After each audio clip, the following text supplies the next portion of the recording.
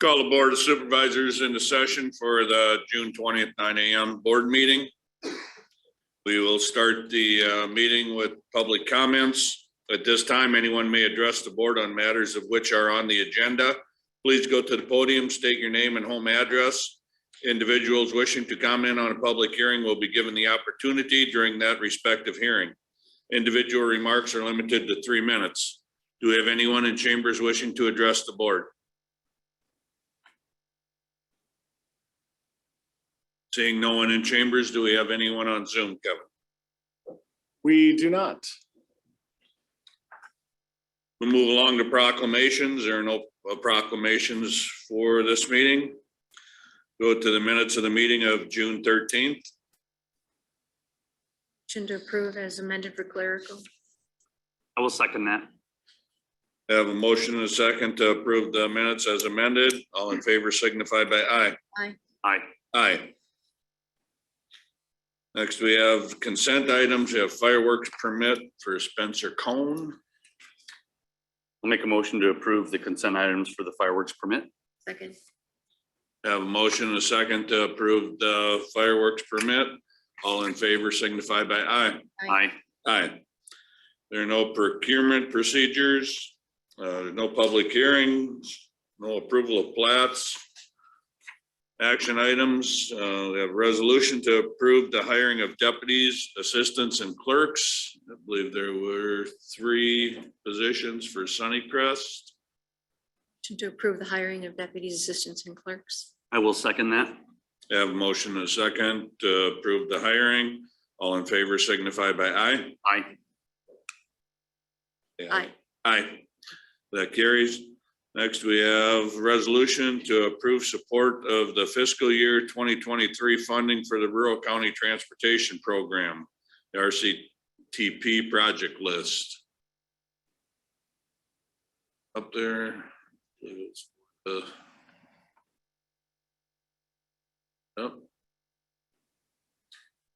Motion to approve the resolution. I will second that.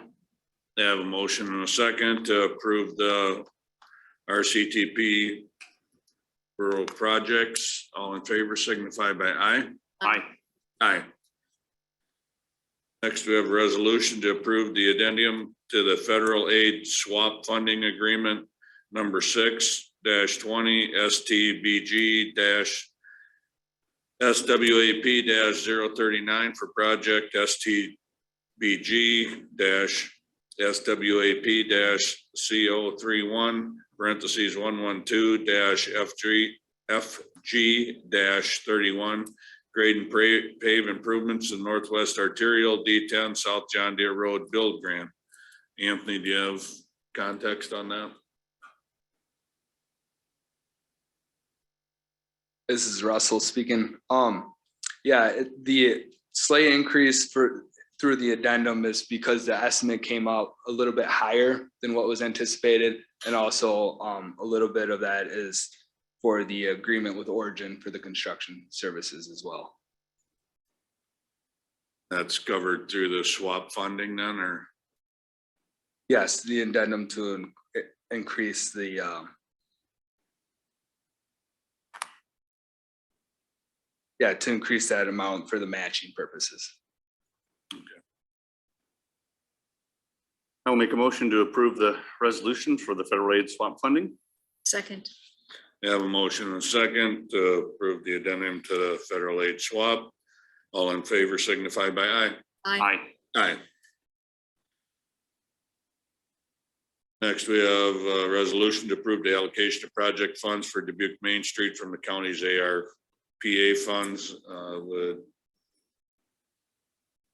ask that be tabled. We have those on the agenda, that group on the agenda for later. I will make a motion to table. Second. Have a motion and a second to table. All in favor signify by aye. Aye. Aye. Next, we have a resolution to approve the budget appropriations for fiscal year 2023. Stella. Good morning, everyone. Good morning. Stella Rundy, Budget Director. So preparing for our fiscal year start July 1st, we have our on our agenda, the appropriations resolution. So we do this at every amendment or anytime we're changing the budget. So this appropriates funding by fund and department to approve spending. We have to do this under code before anybody can spend any funds. So it walks through each fund and department by fund. And in this first one of the year, if you want to scroll through a few pages, let's see. So that first section is the typical fund appropriations that we normally look at. In this first one of the year, there's also a few other things. So section 3 shows any department that doesn't have a department head, who is responsible for that department. Then section 4 shows any grants and purchase of service contracts within our budget as it's approved currently. So those are just extra things that we do at the beginning of the year, so everybody can see that.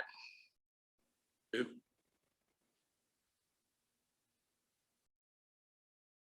This all comes from our budget process. It does. Make a motion to approve the resolution approving budget appropriations for fiscal year 2023. I will second that. Have a motion and a second to approve the budget appropriations for fiscal year 2023. All in favor signify by aye. Aye. Aye. Aye. Next, we have a resolution to approve the budget fund transfers for fiscal year 2023. Stella. So similarly, this is in anticipation of the beginning of our fiscal year, and during the budget process, there are fund transfers within the budget. So this lists out from which fund to which fund we're transferring money for certain expenses. So we do this not always at every amendment because we don't amend the fund transfers always. They don't always change, but at the beginning of the year, we always have it.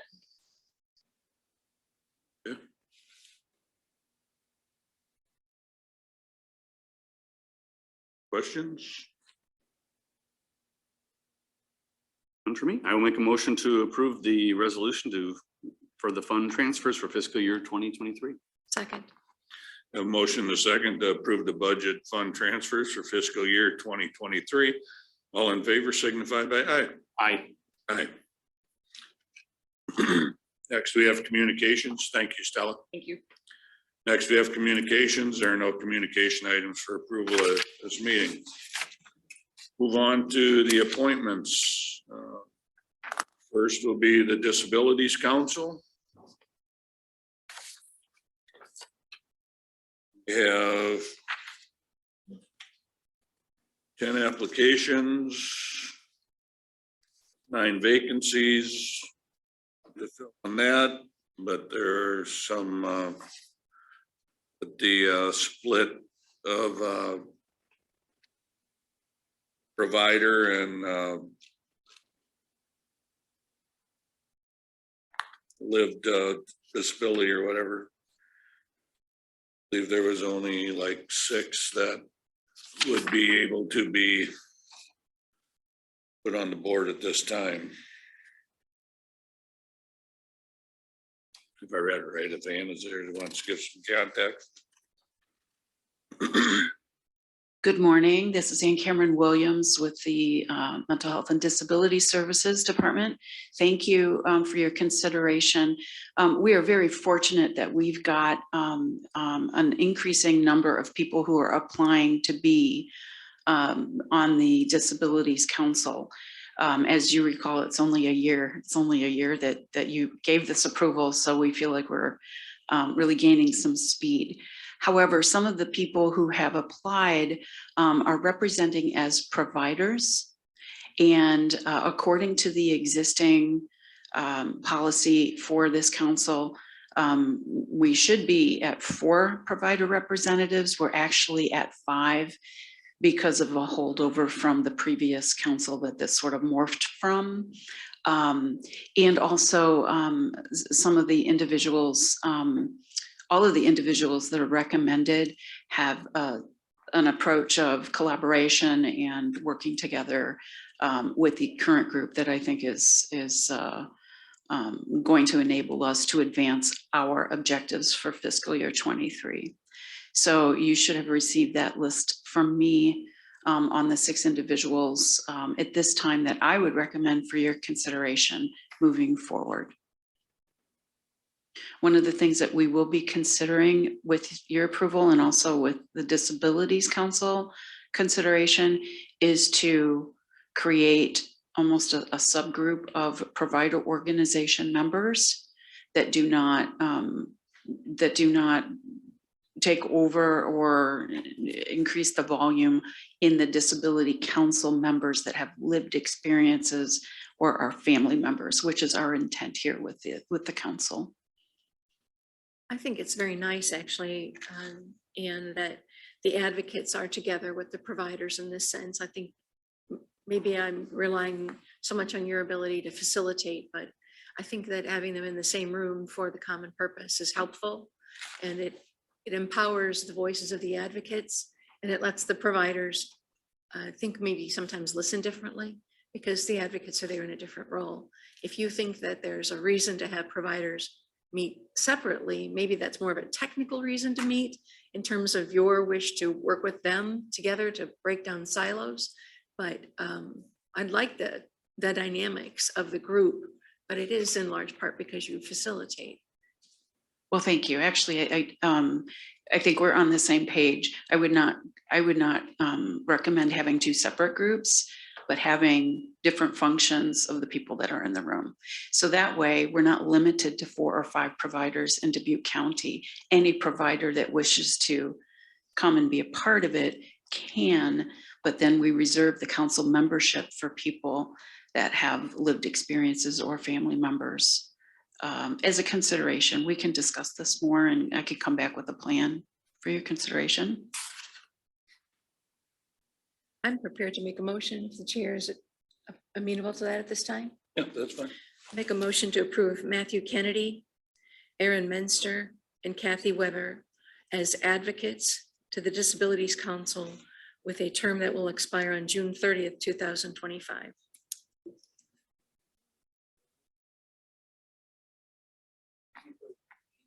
Absolutely. Matthew Kennedy, Aaron Menster, and Kathy Weber. I will second that. We have a motion and a second to appoint Matthew Kennedy, Aaron Menster, and Kathy Weber to the Disabilities Council as advocates. All in favor signify by aye. Aye. Aye. I'm happy to continue. Go ahead. So we, as the position of provider, I would make a motion that Lori Anderson, she does not live in Dubuque County, but as a provider and instrumental individual with Dubuque Community School District, I would, my motion would be that Lori Anderson would be appointed to serve for a 1-year term, which would expire June 30th, 2023. Thank you. I will second that. Have a motion and a second to appoint Lori Anderson as a provider. And that term expiring June 30th of 2023. All in favor signify by aye. Aye. Aye. Aye. And you? So my final motion then would be to appoint Debbie Devanuda and Margie Woywood, both also as providers to the council with terms expiring June 30th, 2025.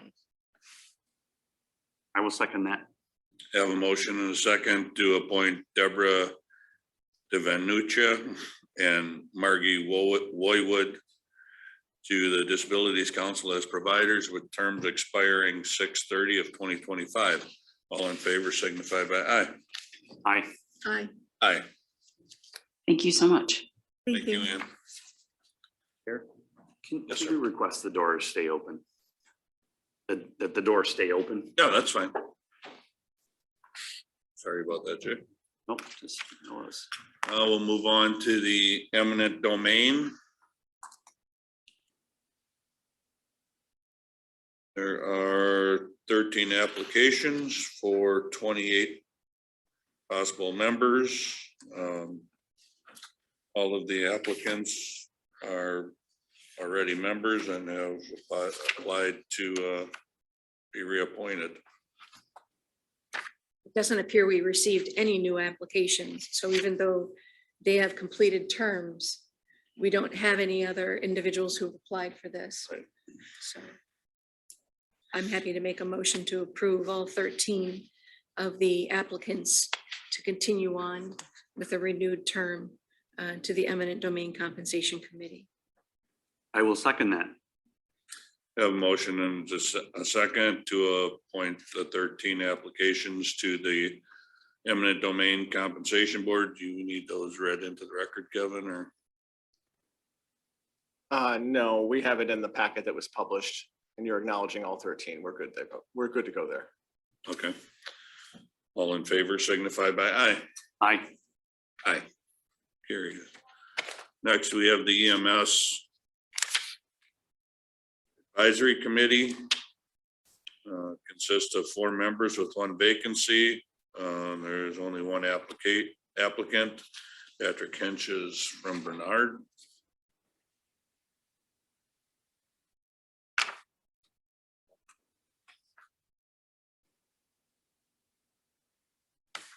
Scrolling to get to that page. What is page 62? 82, thank you.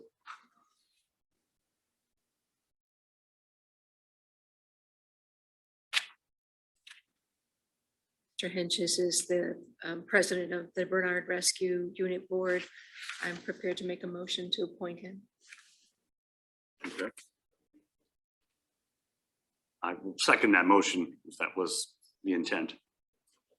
Have a motion and a second to appoint Patrick Henches to a term expiring December 31st, 2025. All in favor signify by aye. Aye.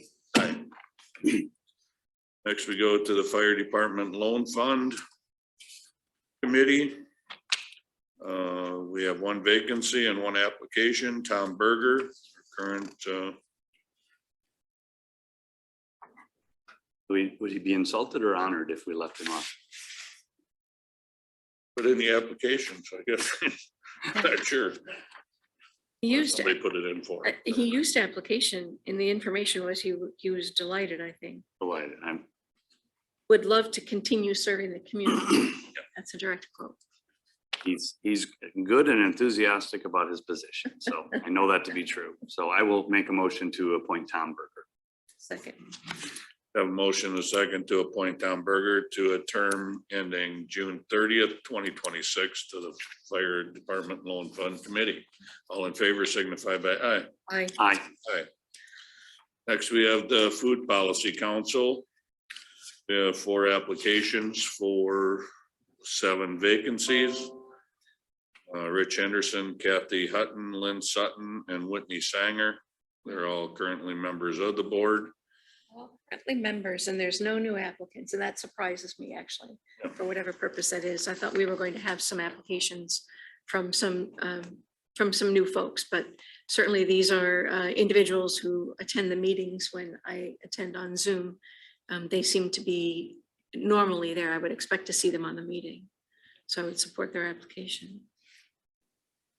Motion to approve the 4 applications continuing to serve on the Food Policy Council. I will second that. I think we might need to amend that. It looks like we need to have, We have terms, I would, 1 and 3. You can appoint up to 6 for a term ending July 1st, 2025. We do have 1 that would end July 1st, 2024. So you could choose to make all 4 end in 2025 or separate one of them out if you'd like. add that to your motion.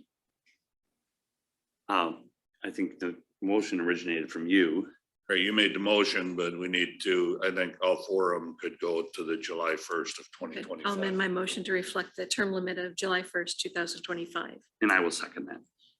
Have a motion and a second to appoint Rich Henderson, Kathy Hutton, Lynn Sutton, and Whitney Sanger to terms expiring 7/1 of 2025. Food Policy Council. All in favor signify by aye.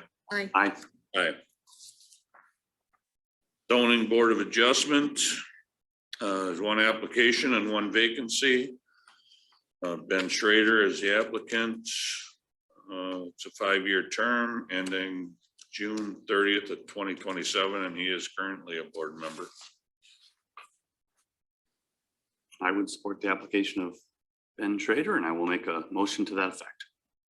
I will second the motion, but just by point of discussion, I would indicate that Ben has served, I think, at least one additional term, and there's no other applicant. So he's currently the chair of the zoning board of adjustment.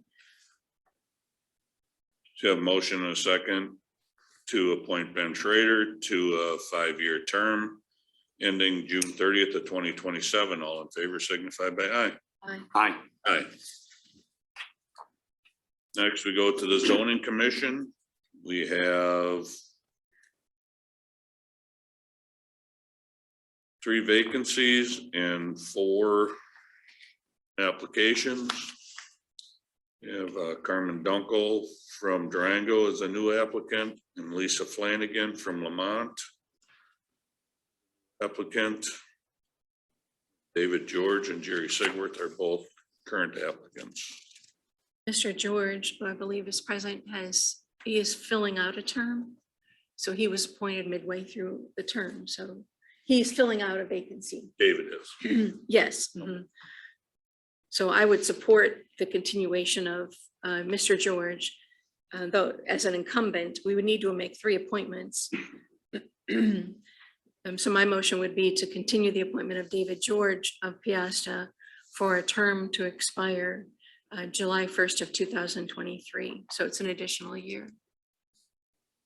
I will second that. I have a motion and a second to appoint David George to a term expiring July 1st of 2023. All in favor signify by aye. Aye. Aye. Then my second motion with regard to zoning is to appoint the new applicants. They're both women, and Carmen Dunkel and Lisa Flanagan as new applicants to the zoning board. I would, before we make a motion, encourage the board to have some continuing board members with Jerry Sigworth. I think he served the board really well and provides some consistency in probably one of our more challenging boards as far as process and occasionally some contention related to landowner rights. Well, and I guess how I did this in part was that I was following Diane Freiberger's here incidentally, but following the past board's course of action is saying that certainly Diane was the only member of the Board of Health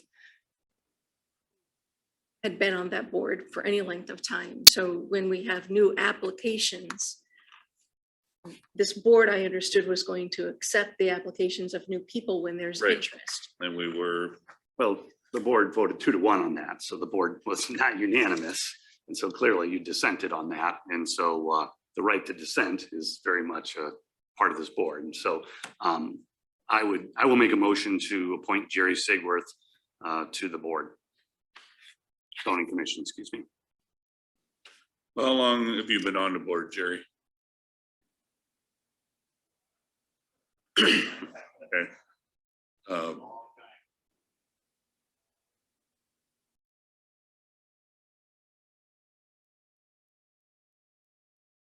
Okay.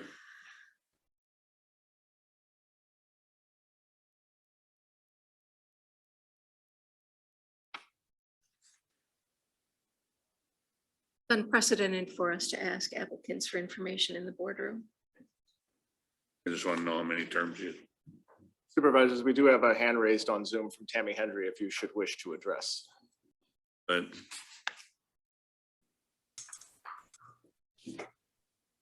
Can you,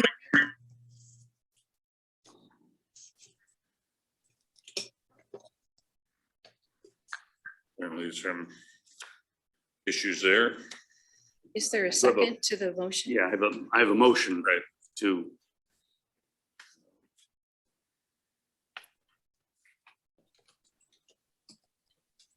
I've known Jerry for a long time, and I know he does good work there, but we did decide at previous meetings that we are going to try to get new members onto these boards, so I will not second that.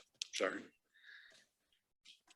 I understand, but that was not a unanimous decision last time. So, so while the board did appoint somebody new to the Board of Health, it wasn't like it was 3-0. And so I don't think there is a unanimous decision that that's what we're going to do. But it certainly has been one of my opinions that I have voiced. But that makes the math a little easier. Terminated, I'll make a motion. Go ahead. My motion is to appoint Carmen Dunkel and Lisa Flanagan to the zoning board for a term that will end on July 1st, 2026. And I will second that. We have a motion and a second to appoint Carmen Dunkel and Lisa Flanagan to terms expiring 7/1 of 2026. All in favor signify by aye. Aye. Aye.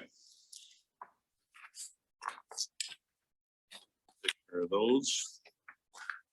Thanks to all the applicants for their interest in these boards. There are other boards that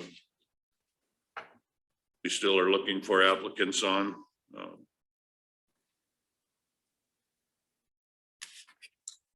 Next we go to the open vacancies. Information only, but be updated next week. Personnel requisitions, motion to approve the personnel revision for a full-time finance director. Auditor DeGrado. Good morning, everybody. I had sent out a memo for this. For the last couple of months, Dawn Sherman and I have been looking at the job descriptions and salary comparisons for our finance director, formerly our accounting and tax manager. The focus of the audit was to verify job responsibilities and qualifications are up to par with the current work being performed. And during the audit, it was determined that the level of knowledge and responsibility falls in line more closely with the budget director. The job requirements were also updated to better reflect the necessary skills needed for that position. So I am respectfully recommending that we take the salary increase that's proposed, as well as the title of finance director.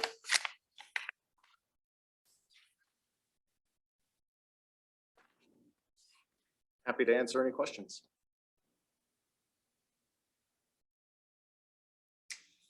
This falls in line with other areas of the state. Correct. Counties. Yes. Conservatively with other areas of the state. So we obviously do not look at the largest counties and their salary comparisons at all. So We're definitely like other areas looking to retain quality employees, and I think this is one of the areas we have to look at is getting them up to where they should be for pay. Otherwise, we're going to continue to lose people. So my concern is that we're seeing increases being asked of this board. This will take effect, I'm sure, July 1st for a payroll adjustment. correct, And there'll be also an increase on top of this pay. correct. So that concerns me without an HR administrator. I had been working with Dawn for the last couple of months. I had hoped to have a memo from her as well. That did not materialize, And unfortunately. what I was going to say, Kevin, is that's in your presentation to us, that you've been working with the HR administrator for several months to make this change. We're going to have before us a request in a work session from County Conservation to also make modification. I just want people to be aware, from my perspective, that it is different if they haven't been working on this for a period of months. It isn't something we can now, in my opinion, just start to make increases. We need to keep everybody, right? And so once we see the increases that are going to be significant, they're not de minimis, certainly they're not negligible. Pay increases are going to happen in July 1st.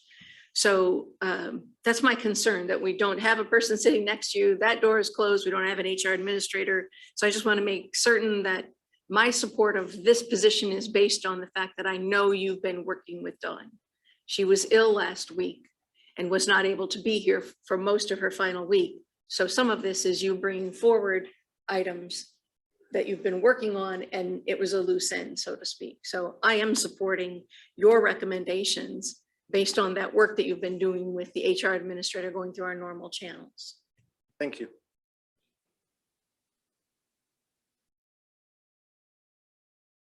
Is Stella still in the room? Could you just remind me, Stella, about going to the podium? What is the increase that's going to happen on July 1st for this position as well as with your position? So we approved a new scale through the budget. And then the non-bargaining increases as of July 1st were 5%. And the auditor just states that this is fully budgeted. And is that your understanding as well? I would not say it's budgeted.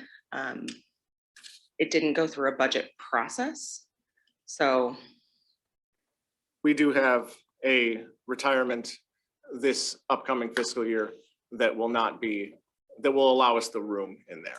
So while it wasn't during formal budget time, that should allow us the room that we need for this requisition as well as the subsequent requisition. It was, you mentioned it during budget time that you intended to do this. Correct. So since whatever that was, February or March, I know that's when this has been something you've been working on. So I'm still am supporting it if there's funding inside the budget that doesn't require us to do a budget amendment to cover new costs. That I guess is more my question to you. I would have to look at the budget. It is not budgeted under salaries and wages currently. Haven't thought it'd be in your budget. You could have it in your budget without. With the retirement, we would be able to shift. Right. Correct. Okay. Questions? Any motion from the interested?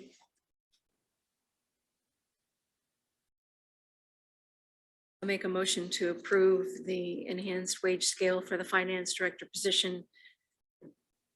I will second that. Have a motion and a second to approve the finance director position. Favor signified by aye. Aye. Aye. Aye. Thank you. Next, we have GIS director. Correct. This will be the same request. With this position, we did a job audit. The previous job description was about a paragraph and a half based on technology that hasn't been seen in over 2 decades. So we rewrote the job description, the requirements, and then we did a salary study using ISAC's information across the state and determined that in the top 10 counties, of which we used the 2 counties immediately nearest to us in population size, that's how we determined the scale for this as well. We were also working with our human resources. Correct. And this was also brought up during budget time. Correct. These 2 were worked on concurrently. So I just have a question, and I'd like to make sure this is done. The director position is the job audit and the title is going to be changed. Yes, we will be removing the IS portion. So it will simply be GIS director. Just typically how we refer to this in my 3.5 Correct. years, it's the GIS director. And the difference again is this is a series of steps over 5 years. Correct. You also have the same ability to cover these increased costs inside your wages this year. Overall, between the 2 departments, yes, we should be able to be doing that just fine. Stella has a question. I would just point out that those are not combined, so it will take an actual amendment to change this one. I'm sorry, what did you say? The auditor department and the GIS department are separate. So it would take an actual amendment to this department to change it. So it will take a budget amendment. Yes. To clarify this. Yes. Mhm. But it doesn't address the ability to cover it inside the budget that we've given this year. It would not, the budget that you have given this year to GIS would not be enough to absorb this change. You would have to make an amendment to that. Even though it's just a 1 step, which is $94,000. So it's not a full 5 steps in the first year. Correct. I think it's about a $15,000 adjustment in year 1. You don't have that ability inside GIS to do that? We don't have it. we don't have it inside GIS, given again, the retirement of what we have in the auditor's office. They're two separate departments, but we would likely be able to free that up on our end, as well as we're looking at other budget areas where we're planning on coming in under budget in our department as well. So we're streamlining and continuing to move forward with those things. I think that we could sit here in 6 months and I could come back and say that even with these two increases, we're still saving money. So. I mean, I give you great latitude as well. You're an elected official. You stand with me in terms of addressing the budget, although we have the final code requirement to address the budget. But that's a different deference that you're an elected official. You report to everyone here in the room, Correct. not necessarily to us. Correct. Not to us is what I think. In you fact, would I say. don't report to you, yes.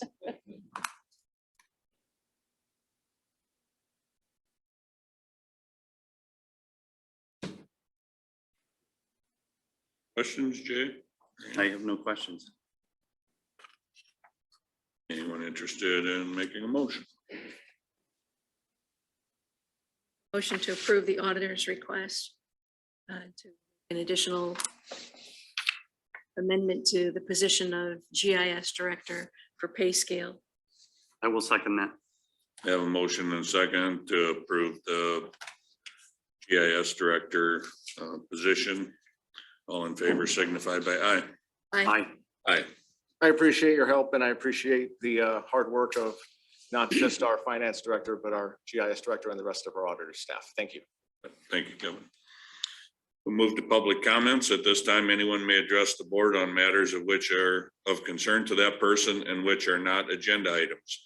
Please go to the podium, state your name and home address. Please be aware that the board is limited in their ability to respond to such inquiries. And Iowa code prohibits the board from deliberating or acting on items not appearing on the agenda. Individual remarks are limited to 3 minutes. Do we have anyone in chambers wishing to address the board? Sir. Step up, give your name and address. Good morning. My name is Jim Brockler. I live at 812 Cole Street, Watertown, Wisconsin. And I was just visiting in town, saw the opportunity to observe, and thank you for your service. I also serve as a county supervisor in Wisconsin, so I appreciate all of your work and tedious attention to detail. Thank you. Thank you, Jim. Anyone else in chambers that would like to address the board?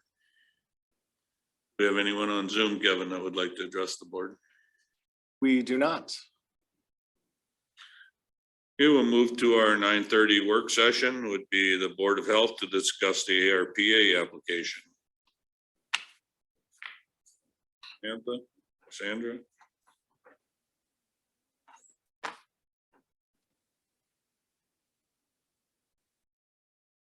Good morning, Board of Supervisors.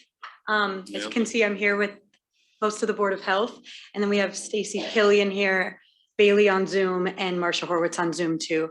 A big group of people who are passionate about the department and public health, so we could talk for hours about this, but we'll try to go through the PowerPoint as quick as we can.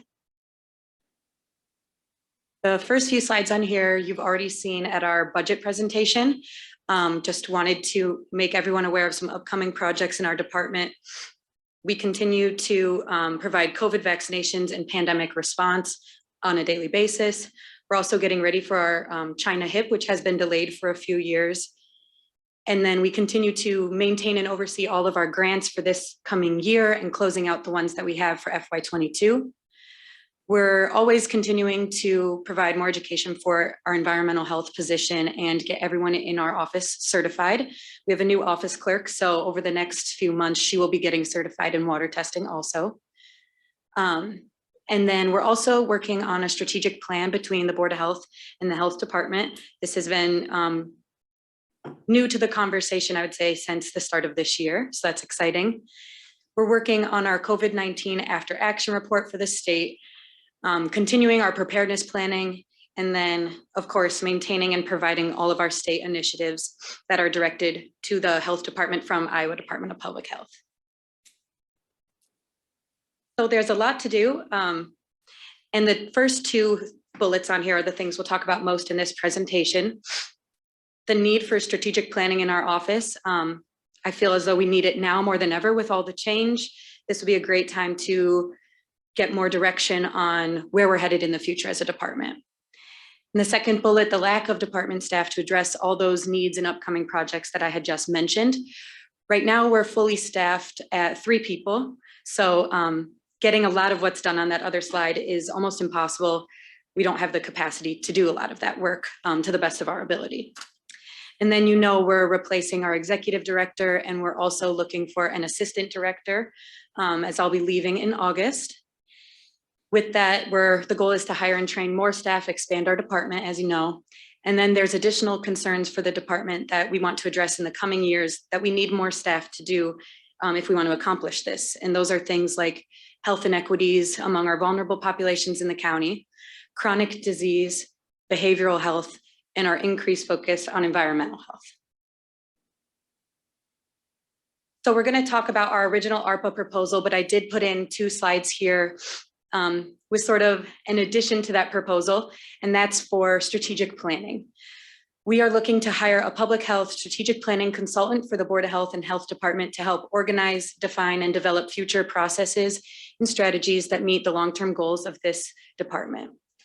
Some benefits to doing strategic planning now would be the timing. Like I said, we're in a big time of change for our department, and so having that structure and assistance from a consultant would be ideal.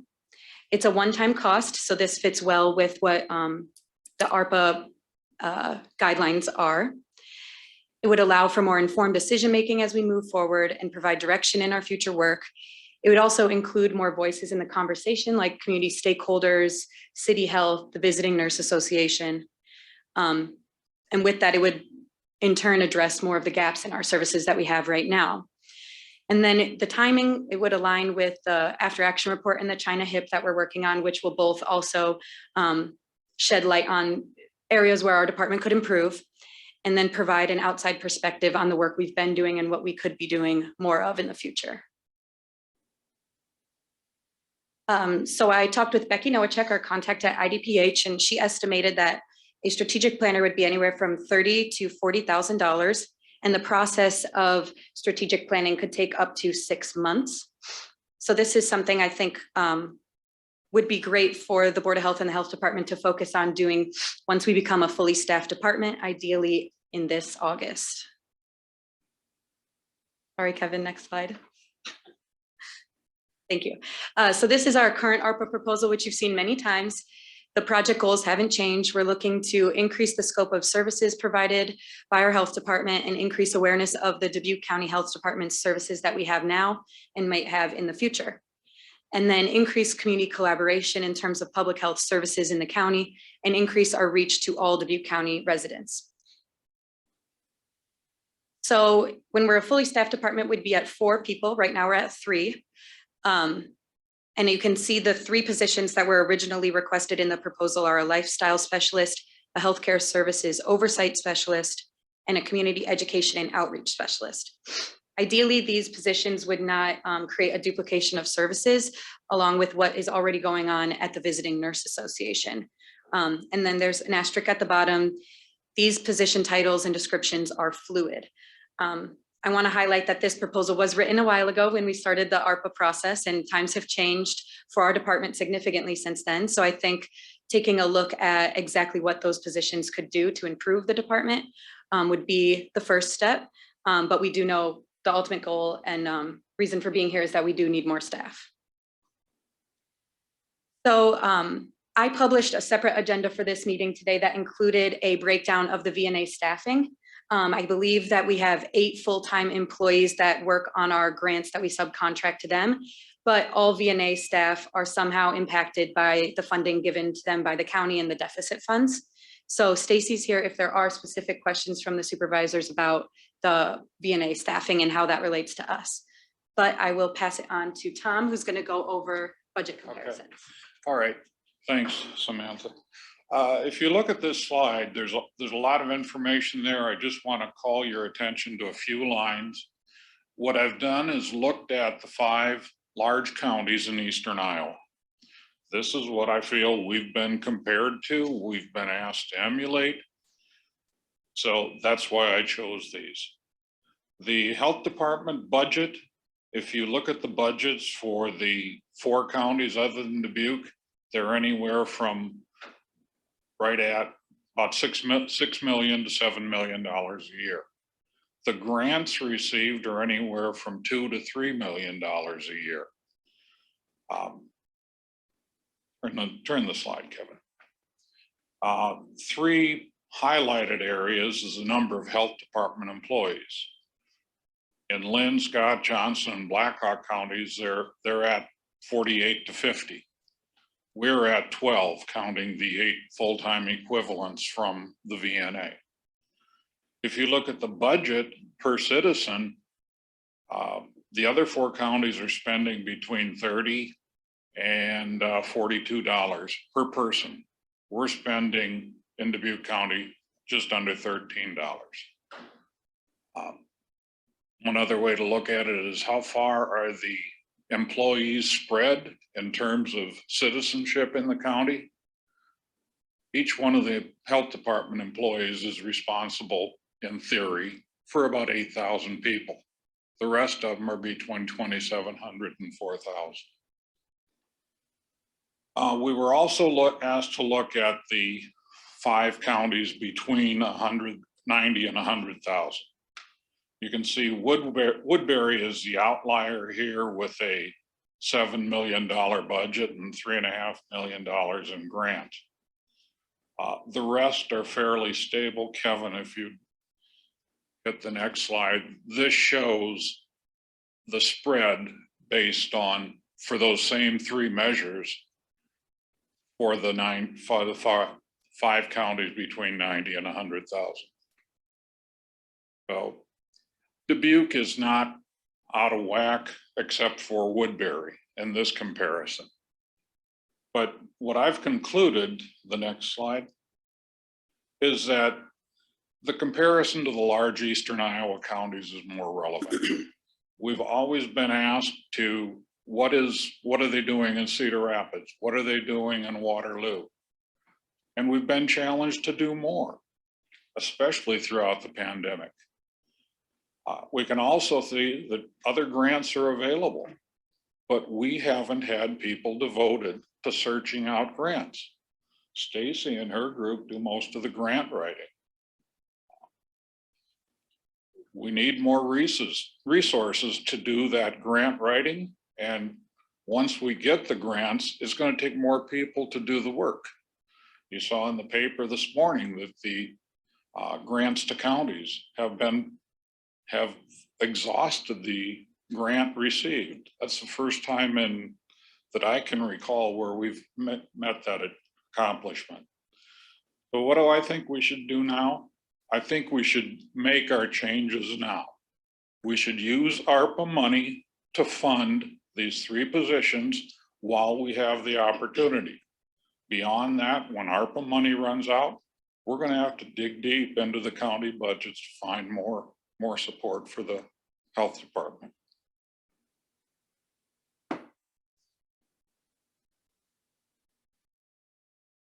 Dr. Schultz. Thank you, Supervisors, for giving us the opportunity to speak. So now that we are past the pandemic, one coach once said, after the last game is before the next game. And I would like to look and give you an idea about threats that our community in Dubuque faces in the years to come.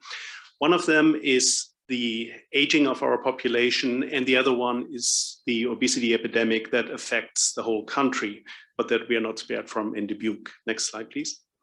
So when it comes to aging, you probably heard the data that by mid-2030s, the young people will be less than the older people. And you have to ask yourself, what does that mean? Next slide, please. What it means is that age, unfortunately, is not a number. Age goes with changes in health. Age goes with changes in function. Age goes with sometimes dramatic changes in your life situation and also your mental abilities. And this will create a lot of new needs in the community. The medical part, you see the little red square there, is only a minute portion of what the health and quality of life in our elderly population is. A lot of this are other things that are happening outside the medical system and are public health issues. We need lifestyle coaching to see how we can keep our elderly population mobile and independent.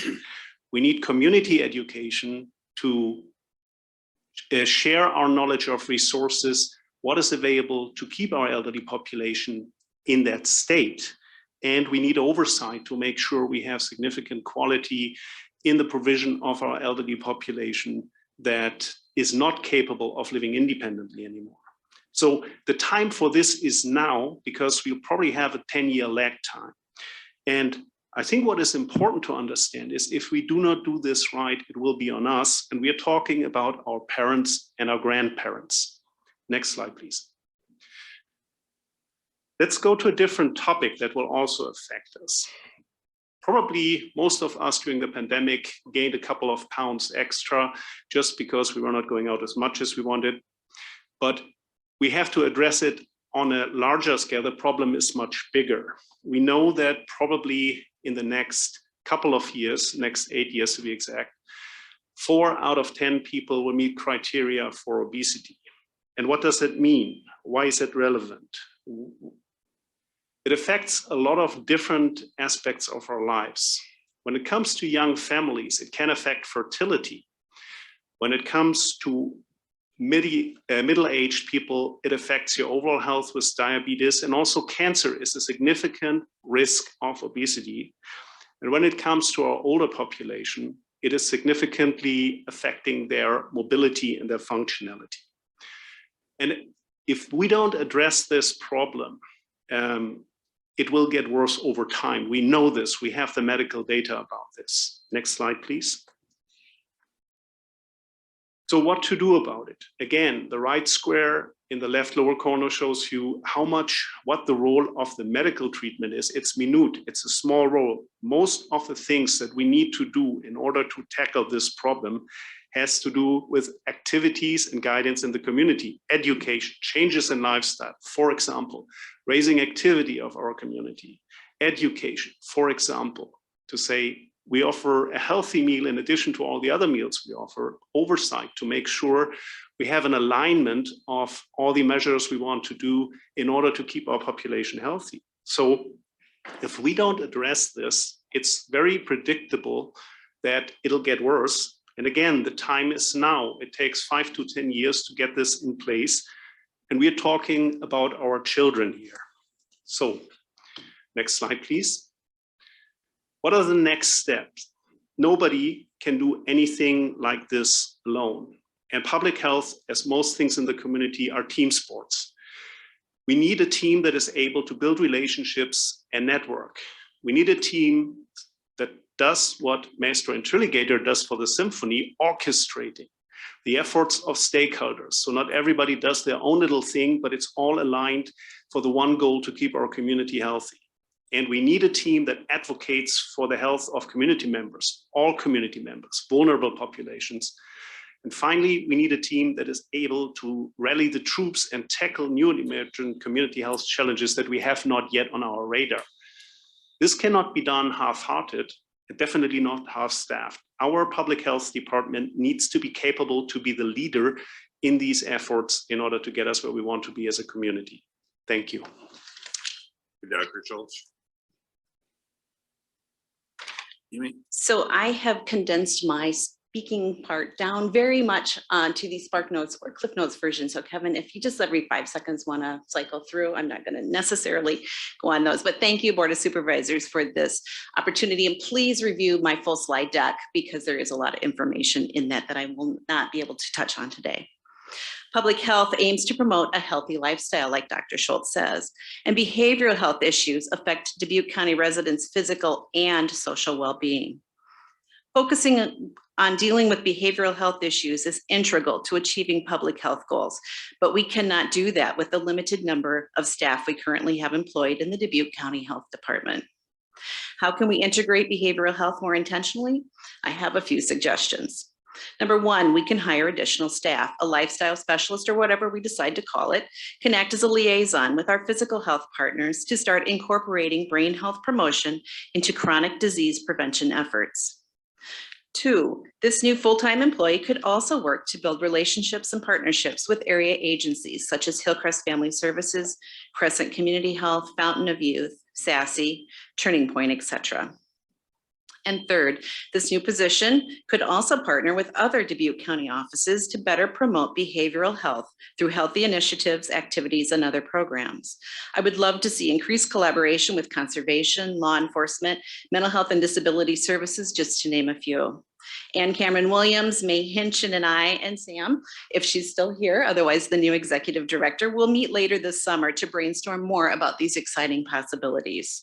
Could I ask for a few seconds for Ann Cameron Williams to speak about her support for this?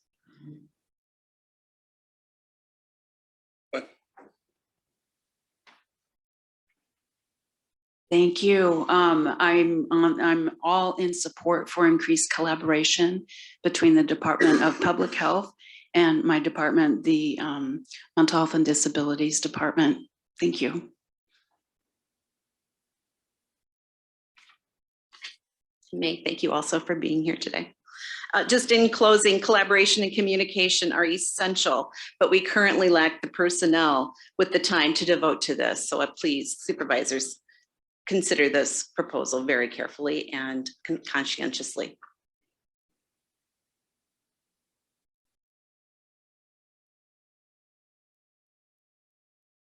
I couldn't remember it. Good morning, everyone. Thanks for letting us be here today. I'm here going to talk about environmental health, and you can read right there the official definition from the American Public Health Association.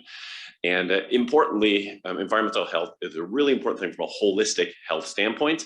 And also importantly, it's not just trees and water, but it's the rooms we're in. It's the swimming pools we go to. It's the healthy food access, right? So I think when people think environment, they think outside, which is wonderful, but it's much more than that. And our health department can do much more than that. Next slide. Here's a fantastic schematic showing all those things. And I think importantly, what I want to stress is we need equitable access to the benefits of both the built and the natural environment. So cis, trans, male, female, black, white, brown, short, tall, but especially tall. We need all these opportunities that are same for everyone throughout the county, right? Urban and rural. And I think that's really, really, really important because when I'm out in spots in the county recreating in the natural environment, it doesn't accurately reflect what I see when I'm shopping in town and stuff like that. So how can we get equal access and opportunities for everyone in the county? I think that's a really important thing. And we've done a good job just decreasing exposure to harmful stuff, but we can do better than that. So we want people to survive, but we also want to provide an opportunity for people to thrive, right? And we can really do that by investing more time and energy in our environmental specialist position. So next slide, please. And you can see we've done wonderful things with Bailey and Sam related to grants to county stuff. So this is the number of total completed water tests. I think you can fantastically see the increase. Well, this is the other increase. So the variety of spots around the county we've done here. So a really good snapshot of the county. Next slide, thank you. And this is water results. You can see we have some detrimental stuff in water, nitrates, coliform, and stuff like that. So the first step is identifying some of these problems, which Bailey and Sam have done an awesome job of doing that. But then what's the next step? How do we solve the problems? How do we give folks the opportunity, the money, time, and energy to take that next step? Right, and we're maxed out right now in figuring out the problems, what they are, but now we need more money to take that next step. So next slide, please. And here are some plans moving forward. So again, we've done a fantastic job. I shouldn't say we, they, Sam and Bailey did an awesome job doing lots of water testing, using up the grants for the first time in a long time.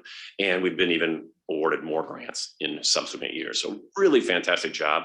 And that's just grants to counties. They've also done a really good job redoing Iowa code, or getting our county code up to match the Iowa DNR code. So there's some mismatch between those two, and they've done a wonderful job getting that ready to update and also meeting with contractors as well. Next slide, please. And also building partnerships. I think this is a really important thing, and this is a small subset of some of the activities that are going on. But I think with more resources, more people, more money, we can do a better job collaborating all across for the benefit of all of our county citizens. Next slide, please. Here's final steps. Continue with grants to counties, but equitable access to the environmental goods. So not just getting away from the bads, but how can we all benefit from the goods?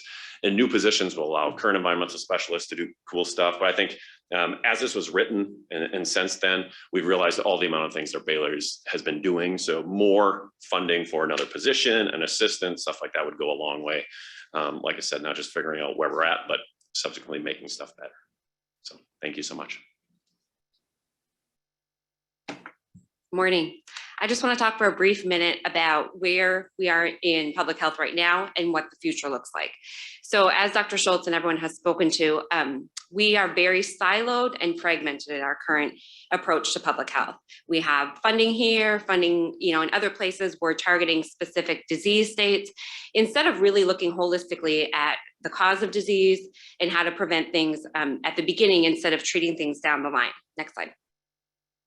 The future of public health is really a blend of private and public functions with reliable, consistent funding for interventions aimed at primary prevention. There's 6 factors that I think will play a role in the future of public health. The first is the partnership between ecosystems. So much like Adam spoke to, really combining facets from each part of the community, non-for-profit, private sector, government, to really bring people together at the heart of our community. Public health should be the convener of activities, not necessarily solely responsible for every activity. Next, we'll have to blend funding structures. So just as we are proposing, use grant funding to initially get us off the dock, and then work on funding for the future. Is that social impacting, community development, private funding structures?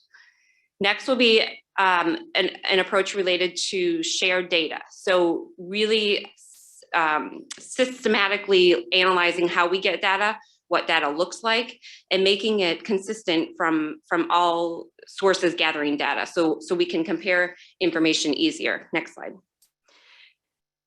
The last 3 begin with shared value. And this includes asking and bringing community members together to see the value from a holistic approach of providing public health. This also includes honest communication.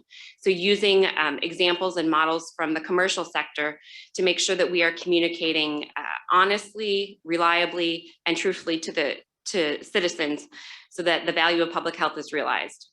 We will need a multidisciplinary public health workforce that includes teachers and engineers and accountants and people from every workforce sector to ensure that our approach is holistic and combined. And then finally, there'll be an emphasis on health equity. So closing that opportunity gap as early as possible.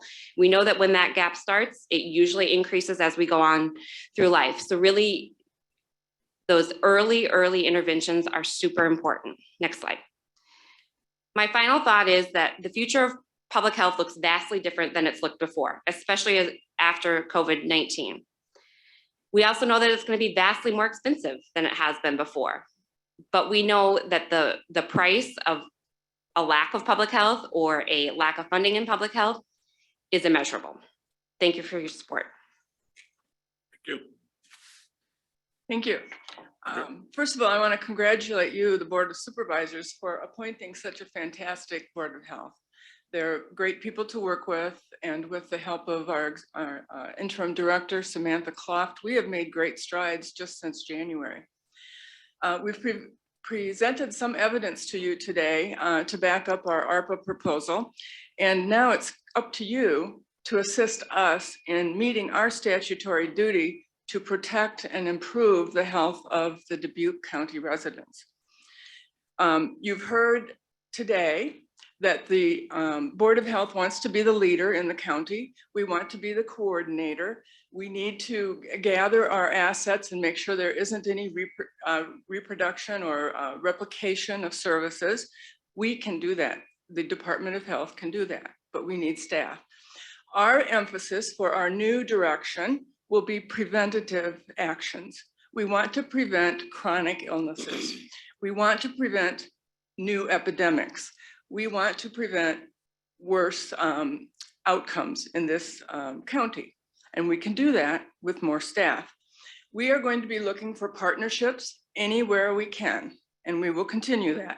We will also, our plan is to have a healthier and a better prepared Department of Health and county when the next disaster hits, and it will hit. So just to remind you, what we're asking for today is we would like to hire a consultant to help us with strategic planning, and we'd like to get that started as soon as possible. And we'd like to hire 3 new staff to help with our new vision. And just a little update, we will be doing virtual interviews of 6 candidates for our executive director position. We'll be doing that this week. And on July 13th and 14th, we'll have our applicants here in town and in the county to interview them. And so we're making great progress there also. We appreciate your time today, and we look forward to a positive result. Thank you. Thank you, Sandra.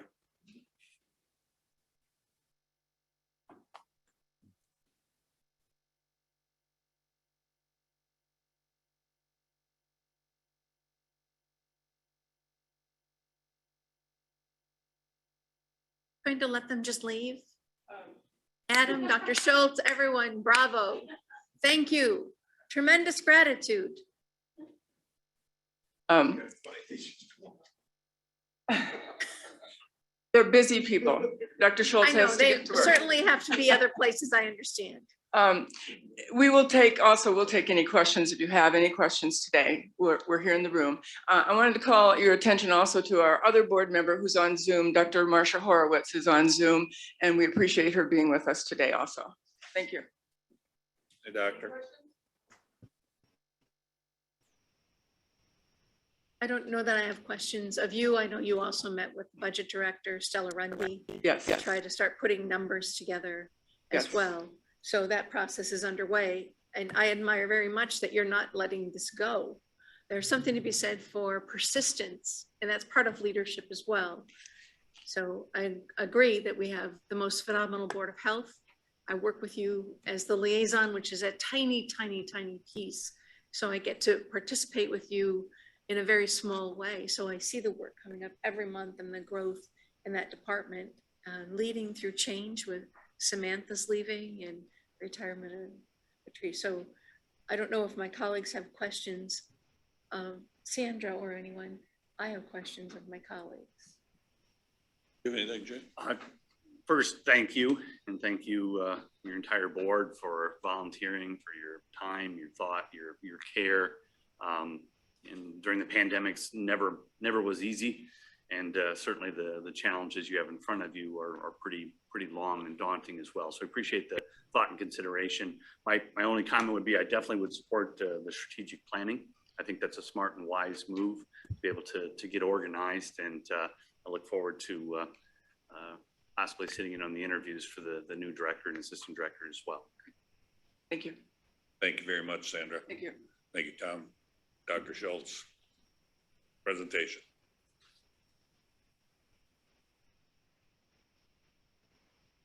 Further, Well, I think it would be, I think it's important for this board to discuss setting aside some funds for the department under ARPA. I mean, it's the rescue plan, and the administration calls out directly in the document itself that it is to work with public health to build robust public health to be responsive.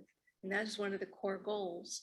And we continue to listen to this group, and they bring ever more experienced board members here, and they show us the physicians and the retired neurologist, Dr. Marsha Horowitz. And we have top level key public health people, Diane Freiberger, who's just recently on the board. I mean, we have community waiting for us to show that we're going to be willing to lead on this. Are we interested in changing and adding to the Department of Health? I certainly am. I don't know where you both are. They came back to try to address questions that were raised by other supervisors at other times. Where are you? Can I ask where you are on the growth of this department? I think it should be something more under budget. Funds. Personal, I think, I wouldn't have an issue funding one position under the ARP. And then moving forward with, maybe moving it, more employees under the budget process with, grants, hopefully covering some of the cost. Adding these extra people on, is that going to cut down on the money we're spending with the Visiting Nurse Association? Or are we just going to keep moving up? Because we're contracting these services with VNA. Are these employees going to do some of the jobs that VNA is doing now? I don't know the answer to that.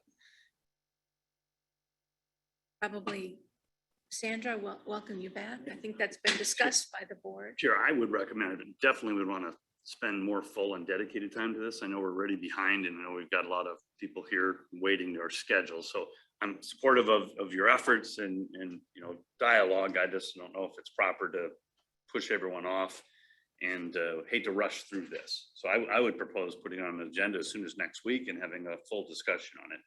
I'm supportive of your efforts. I'm very appreciative of the collaboration and the organization you have. We just probably need to work through some of the details on budgets and positions and timing of events. That's my 2 cents. Just to answer Supervisor Potoff's question, the VNA's emphasis and the work they do for the county is really reactive. It's not preventive. And they fully support, Ms. Killigan was here today, and they fully support our expansion of our programs, but they're preventative. They're not reactive. They're not taking care of sick people right now. We would continue to work with the VNA to do those types of services. But the vision we have is to be an emphasis on preventative type care. Okay, thank you. I understand what you're saying about that you think it should be in the budget, but the folks that are here that are asking for funding for other things, this is a top priority for me, a top priority. And so other funding will be less from my vote. We have spent nearly $16 million out the door and not addressed public health. So here's the River Museum populating this room. Your request is over $1 million.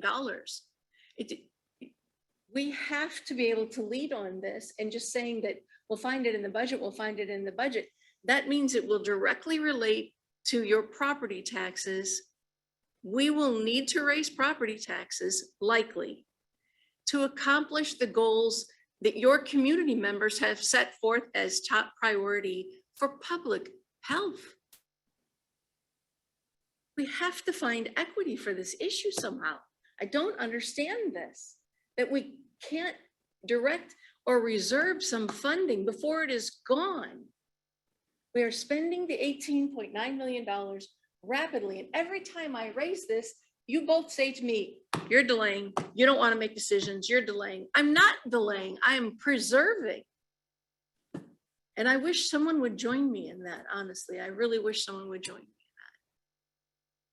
I understand your remarks, but the property tax is going up, but if you fund all 3 of these positions through the ERP, that runs out.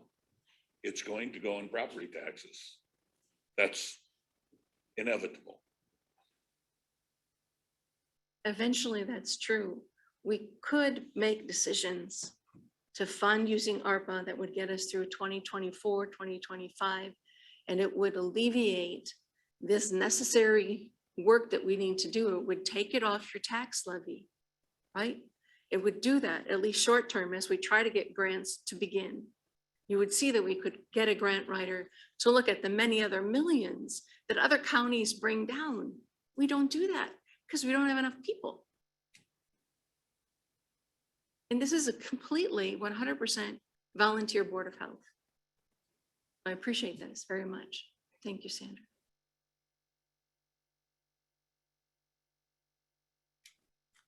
We are running substantially behind, so can we get that on the agenda for next week for further discussion?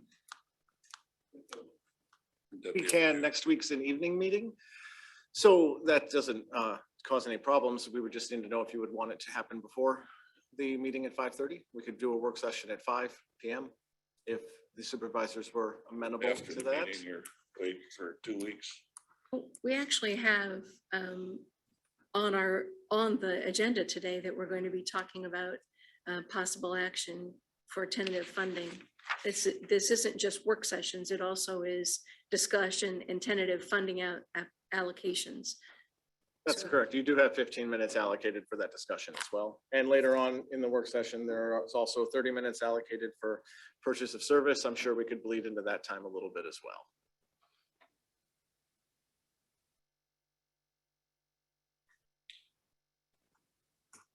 I guess if you want to discuss it, I would be, one position for the ARP and see where we're at budget for a second position. But you can't see point in 3 positions when we're already down 2. You got to get the other 2 hired before we can even get this one hired. We're creating this big hole. Okay, we got 5 vacancies and nobody to fill them. I guess I just. Your thoughts, Chair? Echo what I said 15 minutes ago. I'm supportive of the initiatives. I think we should have a dedicated work session to it to resolve some of the issues and hopefully gain support for them. I have some budget questions as well. Generally, I agree with many of Supervisor McDonough's remarks, with the exception of we will not be raising the tax levy to support this. It's not needed. We have ample fund balances. We're in good financial positions. So that is just not in my short-term view. But definitely would welcome time and energy to discuss this. I don't think we're going to solve it in one meeting. The third presentation from the Board of Health on this issue. And I think every time they try to gauge what our responses are, because they're interviewing for key personnel, we're interviewing for the director of Dubuque County Public Health. And so if we could say that we would reserve some funding from ARPA, that would give them something to have in the discussion and an answer to a question. But what they'll go forth now is just continuing to look to say, well, there's maybe some consensus that they might get 1 more person. It appears you're dissatisfied. My words are supportive. We have ample fund balances and I'd like to work out the details to move forward. But I'm not gonna say yes to, 3 new full-time positions under an ARPA request. I just don't think that's the correct vehicle, but the results I think will be similar. I definitely think there's support for expanding. I would just had more budget questions regarding it, so. Some things take time. So, we have many moving parts related to Board of Health. The historical society, this will be their 3rd presentation as well. So, I think we're a thoughtful and considerate board. Some things move quick, some take a little more time and energy, but I appreciate their effort and I'm supportive. I think we should move forward with our rest of our agenda. Board did allocate $2.6 million to the city of Farley for the construction of a new library, and we did that in 4 weeks. 1 presentation. So it can be done. We do move fast. I voted no on that, of course, but all the same, I just would remind you that we do move fast and we do move with generalities and broad brushes, so it can be done. Well, if we followed that precedent, would you want to take a vote and have some of us vote no, like you did on Farley? So while that's an example, it was a no from your position. So if you put me in that same position, you might get 2 no's. So I don't know why you want to do it. I would proceed with the agenda. I'm not putting you in a position, Mr. Wickham, at all. I can only say I'm supportive. We're all together on a team. This is Agree? a different, like we said from the start, we didn't want to fund personnel positions with ARPA money. That was brought up from the beginning that we did not want to fund personnel for a lot of different groups. There is consensus. There's just a lot of stuff we have to work I on. don't recall that, Supervisor. Trying to be difficult, but I don't recall that because a lot of what we're going to do here is going to be, that's going to be used on salaries. But that was my recollection. Was that not yours about funding personnel issues or? I would prefer to move on with the rest of the agenda. I think that good conversation, but I don't believe we'll resolve this today. I agree. We're not going to solve it today. I'm saying I think it is time to move on. We'll set it for further discussion. Could do it at the end of the meeting next week or 2 weeks. Chair's discretion. You help assist the agenda. Monday evening works for, just a 20-30-minute discussion. And we can put it before the meeting. The conflict that I had with the Monday meetings, work sessions before that is for the summer that has gone away. Well, that's not an issue then. Not for the summer months. I'm sure it will be again in the fall. We could put it for 5 o'clock Monday. That work for you, Jay? Bet. So the folks in the room are clear, because I have a question. What are we going to meet on Monday at 5 o'clock? What are we meeting for to do? Discussing this application. The Board of Health's application. Do we expect Board of Health members to attend? Sandra, if you could attend. There's questions.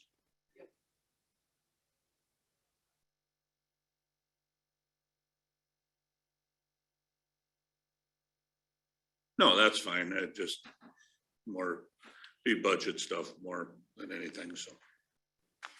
I appreciated Samantha, you sent the separate notice of the public hearing for your Board of Health, so you could be here as well. And you had some attachments that were helpful, including this slide, so thank you. Thank you, Samantha. Work session with the Conservation Director to discuss outreach coordinator wages. Brian.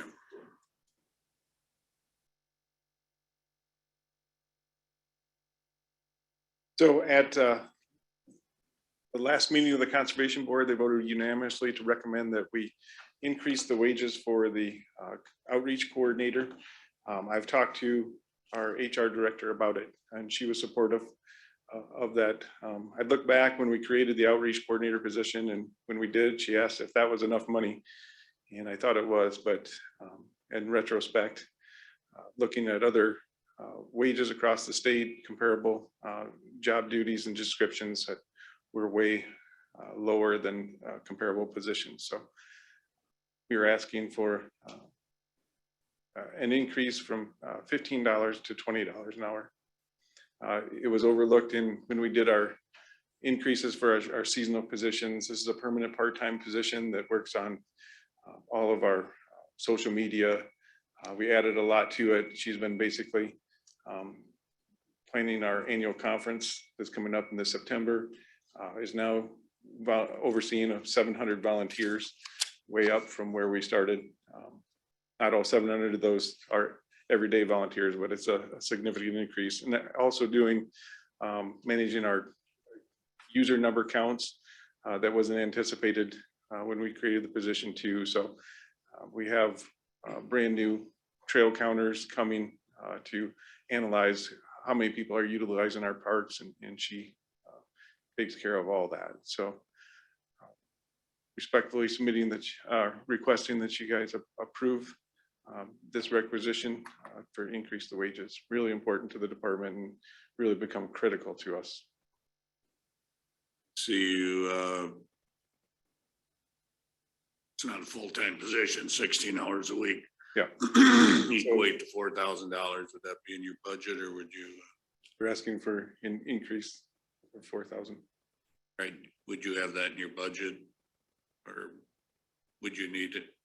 We need to amend our budget for that. One thing I want to point out, it is a permanent part-time position with no benefits. So. Permanent part-time. Yep.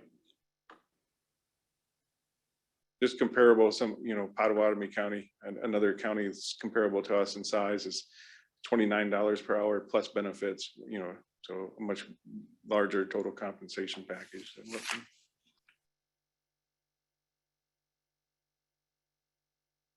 Questions, Jay or Ian? We had this at the Conservation Board, so I'm familiar with the situation and the budget amount, and I'd encourage approval.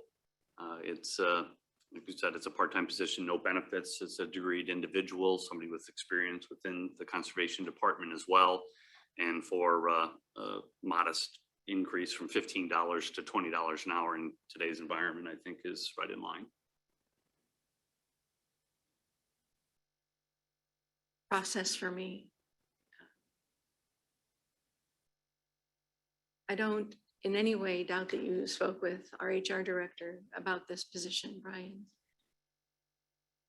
35 participants on Zoom, many of them department heads. I don't know what other loose ends Dawn Sherman left. I don't know who else has spoken to her about what. So I don't know who's the last call, who's the last one who gets an increase based on what conversation might have happened with Dawn Sherman. So, in this case, I'm going to defer to your board, which I think is appropriate. Just like I gave deference to the elected official, I give deference to the board, Conservation Board. So I will support this. I apologize. I should have caught this at budget time. The economy didn't look like this at budget time. It's accelerated tremendously, including wages all around.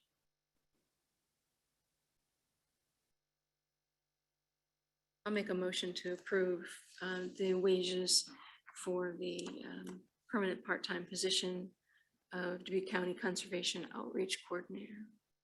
Second that. Have a motion and a second to approve the outreach coordinator pay increase. All in favor signify by aye. Aye.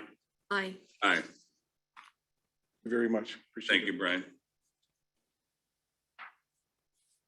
Our 10 a.m. work session for ARPA applications, Dubuque Main Street.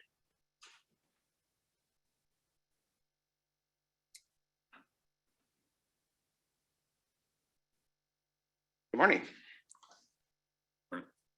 I don't envy your job. But anyway, thanks for the opportunity. We have some members from Dubuque Main Street joining me today, Tony Foe and Nick Patram.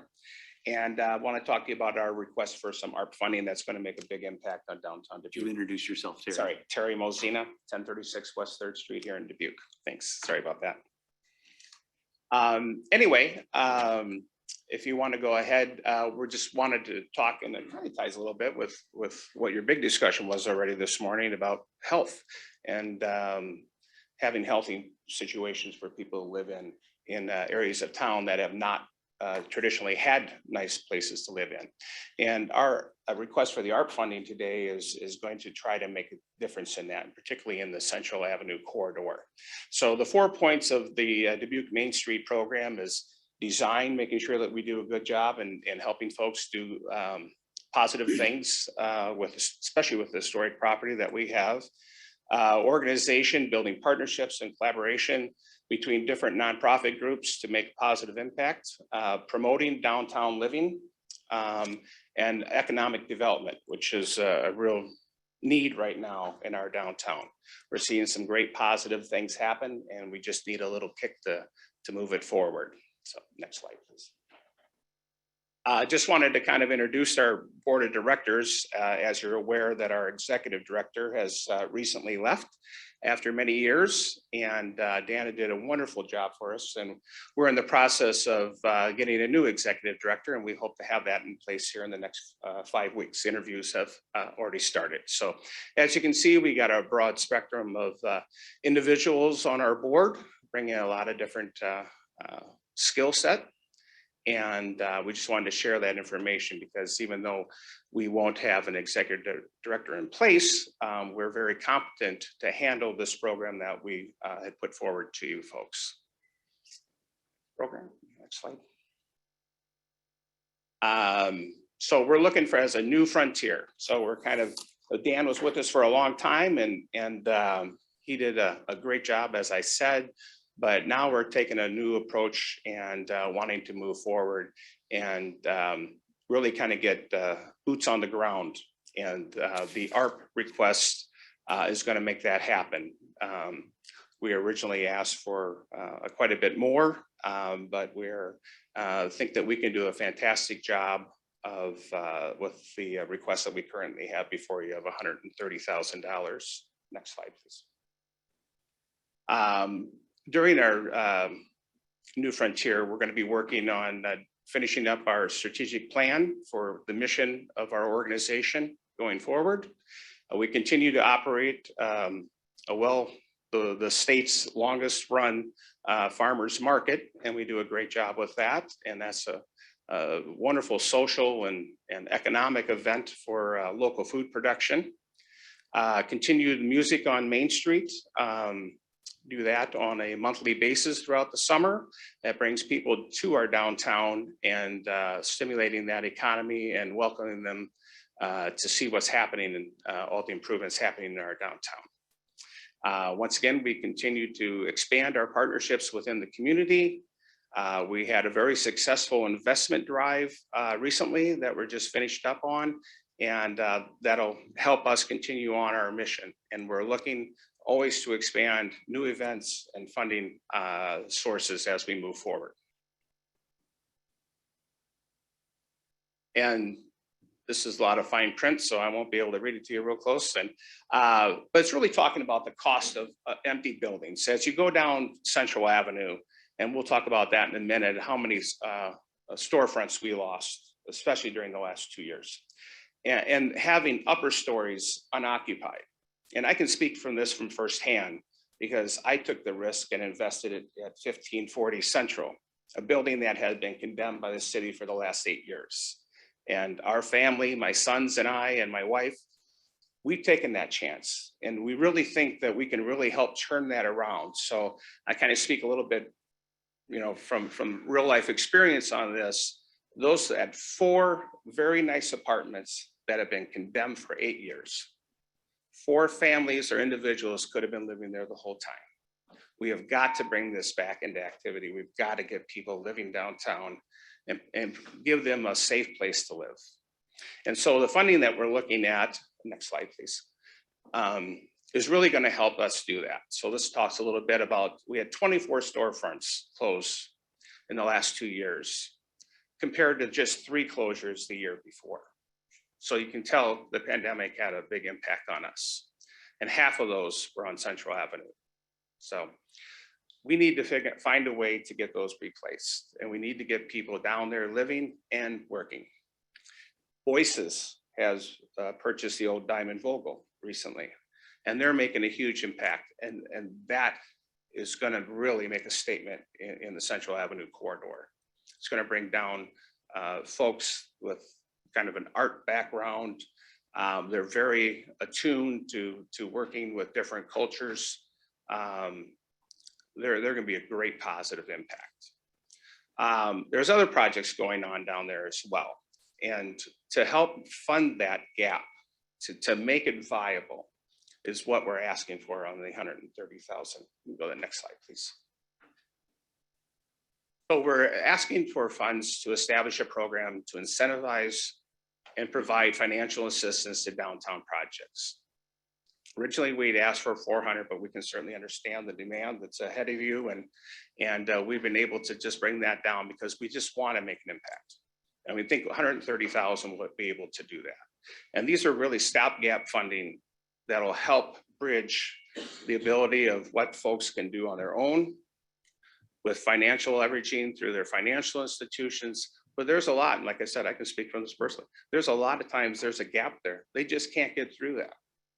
And these funds will help make that happen. And we're going to be focusing on the smaller and harder to finance projects, not the ones that are all, you know, wrapped up in a bow, and big projects that can go after, you know, new income taxes and tax funding and historic tax rebates. These are going to be small ones, but they're going to have an impact. So we're hoping to create 18 to 40 new residential units over the course of the next couple of years. And also in addition to that, new commercial and retail. People have to live and work in the same area. We don't need them living downtown and working out in Asbury. We want to create opportunities for them where they live, reducing the cost of transportation. Next slide. Only existing buildings will qualify for this, and they want to have at least one storefront space. 50% of the projects will be located on the Central Avenue and White Street corridors. There's going to be a lot of changes with that when the semi-traffic comes off of that in the next couple of years, make it a lot more desirable place for folks to live. We want those projects to be completed within 2 years. And for every $2 that a developer puts in, we would be looking at the $1 match. So we're going to ask that they have skin in the game. We need them to have skin in the game. We have a design group that'll go through every application and the evaluation to make sure that it's following the purposes of what we want to do in our downtown area. We want them to follow the Main Street philosophy of viable spaces, livable spaces.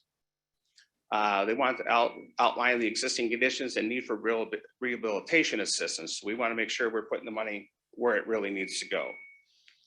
Continuing having historic buildings in its entirety and consistent with property historical character. And then this will represent a substantial reinvestment that will raise the tax base as well as in the community, because after you fix the project up, it's not too long, the tax man comes to visit. So anyway, funds will be paid on a reimbursement basis. So funds will not go out first, they will go out last after the project is completed. So we want to make sure it's all done right. And then we hope to do 5 to 7 projects over the next couple of years.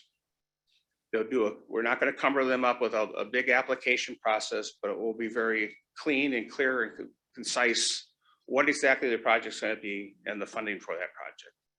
We want to make sure that they have the funds to finish it before we would ever commit to being part of it. So we said their design committee will oversee it.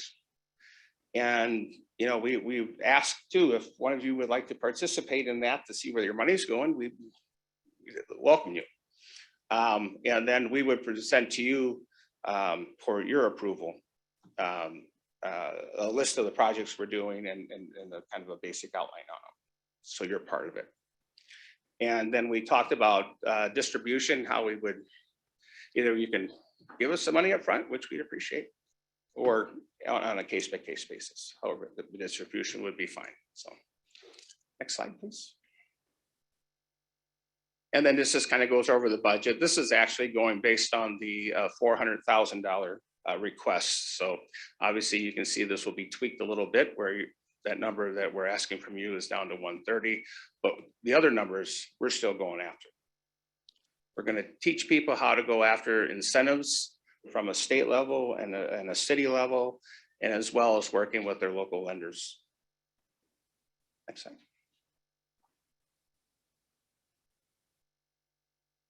So this is an example of what a current building looks like. This is 1602 Central. Dan mentioned this as the worst facade in the city of Dubuque. And this is the old instant replay bar. And on the right-hand side is the design work that Iowa Main Street put together. And this is what it's going to look like. Next slide, please. Here's the gun depot, which is currently not in business, but is a lovely couple that manufacture perfumes that are currently in that building right now. And the design work on the right-hand side was done by Iowa Main Street. Right.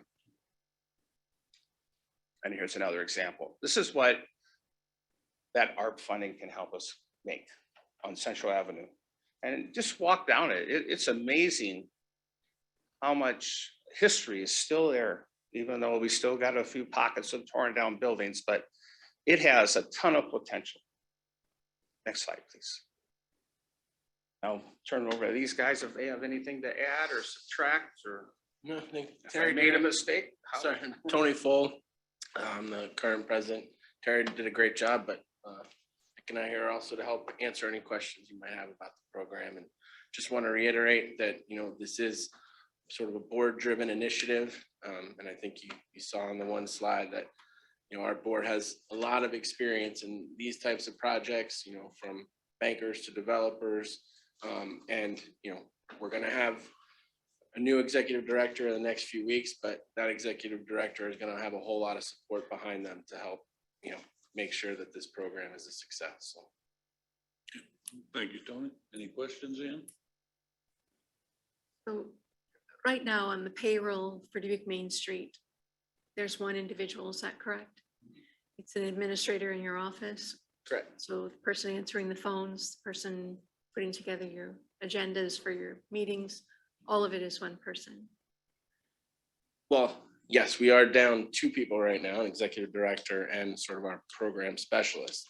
But I think you'll see that in the last few weeks, since that's been the case, we haven't skipped a beat. There's been so much help and time put in by the various board members, where I can tell you that we've had board members who've met with the chamber, they've met with the city, they've made sure that all of our relationships and partnerships have, don't miss a beat.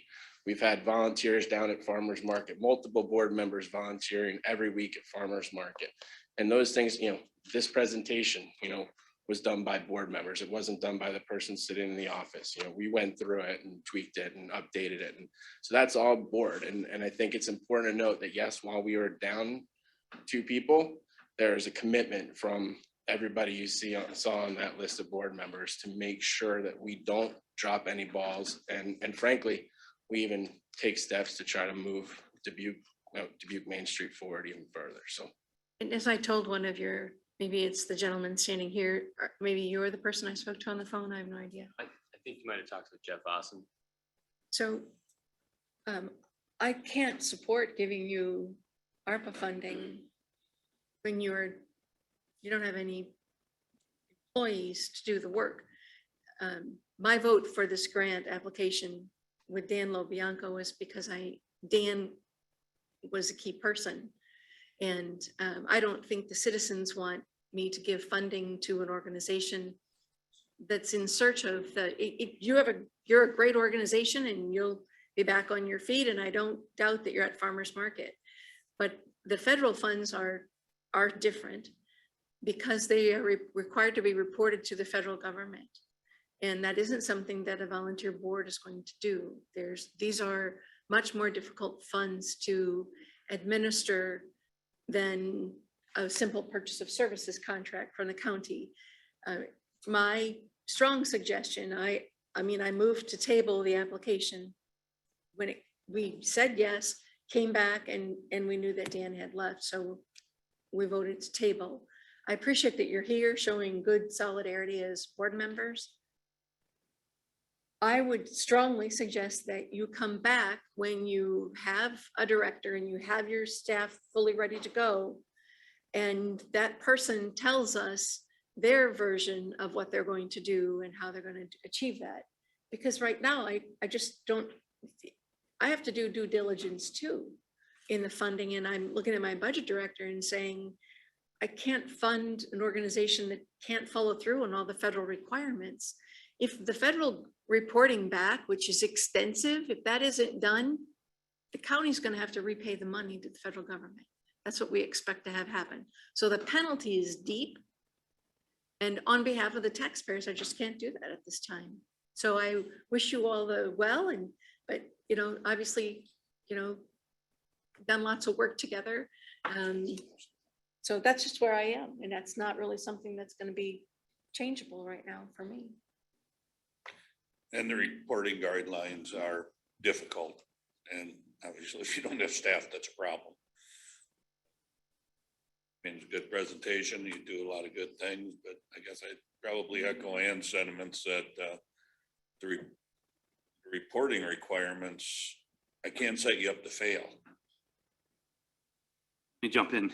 So I take a little different, unless you want to. No, go ahead. I take a little different stance. So I see a very well-organized team.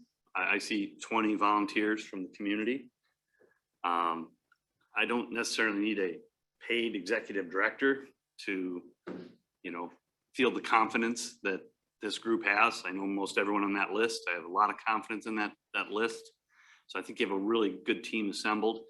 I think your presentation was good. And I think key, the demand for one, I work with small businesses, so the business side is definitely there. We need more housing stock in Dubuque. These would be moderate to low income housing. Fair enough. We need probably even more of that. And then your comment about workforce is spot on. And this is where it gets a little more sentimental for me. My mother was raised on 11th and Main, and her father, my grandfather, ran a little shoe shop, and they lived right above. So exactly what you're talking about today. So I definitely get it. And then when you look at the return on the investment, you know, all these properties are appraised. Appraisal is going down right now. There's less tax dollars coming in. This is an effort to change that direction and increase the tax valuation so we can continue to offer services to the community. I'll also remind the board, we've had really good infrastructure projects in Dyersville, 5 million, Cascade, million, Farley, 2.6 as mentioned. This would be a very small and modest infrastructure request from urban areas, City of Dubuque. I'll also remind my colleagues when we're throwing around federal this and that, my home parish from when I was a kid, St. Patrick's, we gave them $25,000 for their food bank. I don't think they've got the team you have here assembled that can comprise it. I've worked with Nick, I've worked with Tony, and I've worked with Terry in the past. I'm pretty sure they're pretty smart and will be able to figure it out with the compliance. So if you think this group's gonna have compliance problems, I think we better look back at a few of the other ones, but I'm not concerned about that. So I would think this would be something we could support with the modest funding of the $200,000 range that they've offered. So I'm a very big supporter, and I think the ask definitely aligns with the benefit. I just wanted to mention that too. You know, if you look, just take a moment to look at who's on this board and the executive committee that's going to oversee this. I get it 100% about the executive director having somebody in place and stuff, but life keeps going on, right? We're executive directors come and go. That means we can't stop moving forward. This group is committed, and we've got the skill set to do this, committed to make this happen. The oversight will be 100% in place. Every executive director, I think earlier we spoke with somebody that was dealing with just an interim director for asking for a lot of money, right? Earlier today, there wasn't, that conversation ever came up during their, you know, presentation about not having an executive director in place. They're interviewing, right? So we're in the same situation. So I just want to make sure we're at, well, aren't they interviewing? I thought. They're a county department. Well, So okay, maybe it's a little different, but we are interviewing, and I don't want to not tit for tat. There's a lot of skill set here. We've got people that deal with a lot more money than this on a day-to-day basis. So we have the ability to do that. We ask for yours. And I just meant, I mean, any board gets their strategic direction from, I mean, any organization gets their strategic direction from the board. So, you know, whoever we hire, I think will be a very competent and capable person. They're going to take their direction from the board. And so if the board set this as a priority, which it has, a board-driven initiative, you know, that's what the next executive director is going to work on. So, and like I think as Terry said, I mean, there are several people on this list who have extensive experience with federal reporting requirements based on tax credits or low income tax credits or new market tax credits, historic tax credits. We've done it all. And so we're very capable and very confident that we'll be able to make sure that we meet every requirement and make sure that you guys as the county supervisors and the taxpayers, you know, aren't in any sort of jeopardy or liability as a result of this program. So I was speaking about your situation today. I don't think any of the three of you were in the boardroom here for Dan Lobianco's actual presentation because it was unanimous that we supported the project. I can't support it at this time. I spoke to a member of your board and strongly encouraged this be tabled and brought back when you're fully ready to go and you've got some people in your office. That's what I wanted to have happen. If we have to vote today on a final vote, my vote is no. I think we need this project to succeed. You're just not ready to do it. And that's all I'm suggesting. This is good stuff. We need this housing stuff.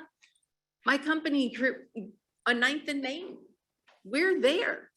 We started on Main Street, plain art. So we did a renovation there, the Bishop Block building. We did the commercial space. So I realize all these things, but to vote today on final ARPA determination must be a no based on due diligence, in my perspective. So if there's a way for this to come back in 6 months, this funding is intended to be streamed out over the next 4 years. So in 6 months, come back with a new person and another staff person and tell us all about it. That's where I am. No final vote was today, so we don't have the resolution. So we've done this 30 times. So that's not how that works. So we normally get a resolution, and that's when the document will state those, and that's when we'll make that final decision. So it won't be today, hoping it doesn't have to be 6 months. So I would encourage the board to support a drafting of a resolution, and then we can have a vote and make the decision. I don't hear from the board here that waiting 6 months would have any advantage, at least from your board. No, clearly no advantage, and you know, I guess Costs keep rising, you know, yeah, I you mean, want there's a potential disadvantage, sure. I mean, we know of projects right now that, you know, are ready to go, that have gaps that need to be filled. And as you said, the longer we wait, the larger those gaps. Again, you know, respectfully, again, I think this Main Street and this board, you know, should have some credibility. I would hope we have some credibility, and have demonstrated our ability to do things. Again, I understand that we're down 2 people, but I also think, you know, farmers market the last 3 weeks has been as busy as it's ever been, and I haven't heard of any problems or complaints. Music on Main went off last week without a hitch. I mean, we continue to enhance our partnerships. So the idea of just waiting for the sake of waiting, when we have a board of 20 people that is committed to put in the time to make this work, you know, I understand and respect your opinion. I don't think that anything is gained, and I don't think the chances of success increase by waiting. You know, that's just my opinion. I think you've answered my questions. I think you can handle anything that the government would throw at you for questions. Obviously, you do have a good board. I'm supportive of it, so I think could move forward with getting a resolution in the next couple of weeks. Discuss it. Support that as well. Appreciate it. Thank you very much. Thank you. Was the resolution in the packet? Thank you for the clarity, but I'm happy reviewing it in another week or 2 as well. So we don't have to make that decision today. Yeah, let's just put it back on for a couple of weeks, next week or 2 weeks. Want to vote on it today? Thank you. It's in the packet. It's $130,000. Someone share it, Kevin? Sorry, we did. Yeah, I was mistaken because normally we do have the resolution and that's what we need. But if that's already done, The I would amend my resolution is previous already there, comments. so if you just wanna, please wanna move forward with it.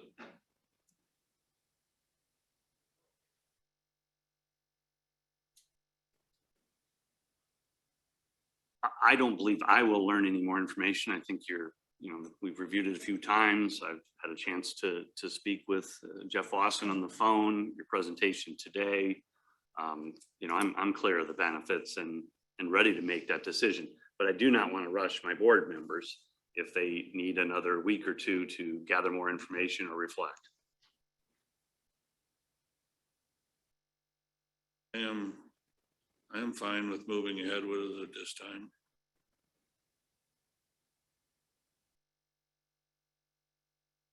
Supervisor McDonough, would you be looking for another week or 2 before we make a final decision?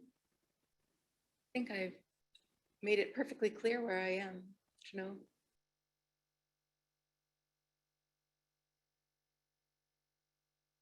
I will make a motion then to approve the resolution for Dubuque Main Street for $130,000 American Rescue Funds. And I will second that. Have a motion and a second to approve the ARP funding for Dubuque Downtown Dubuque Main Street, sorry, in the amount of 130. All in favor signify by aye. Aye. Aye. All opposed, nay. Nay. Thank you. Thank you, guys. Good luck. Thank you, Terry. Well, you're Thanks, gonna have to Tony. work with our Thanks, budget Nick. director. Next work session would be at Dubuque County Historical Society.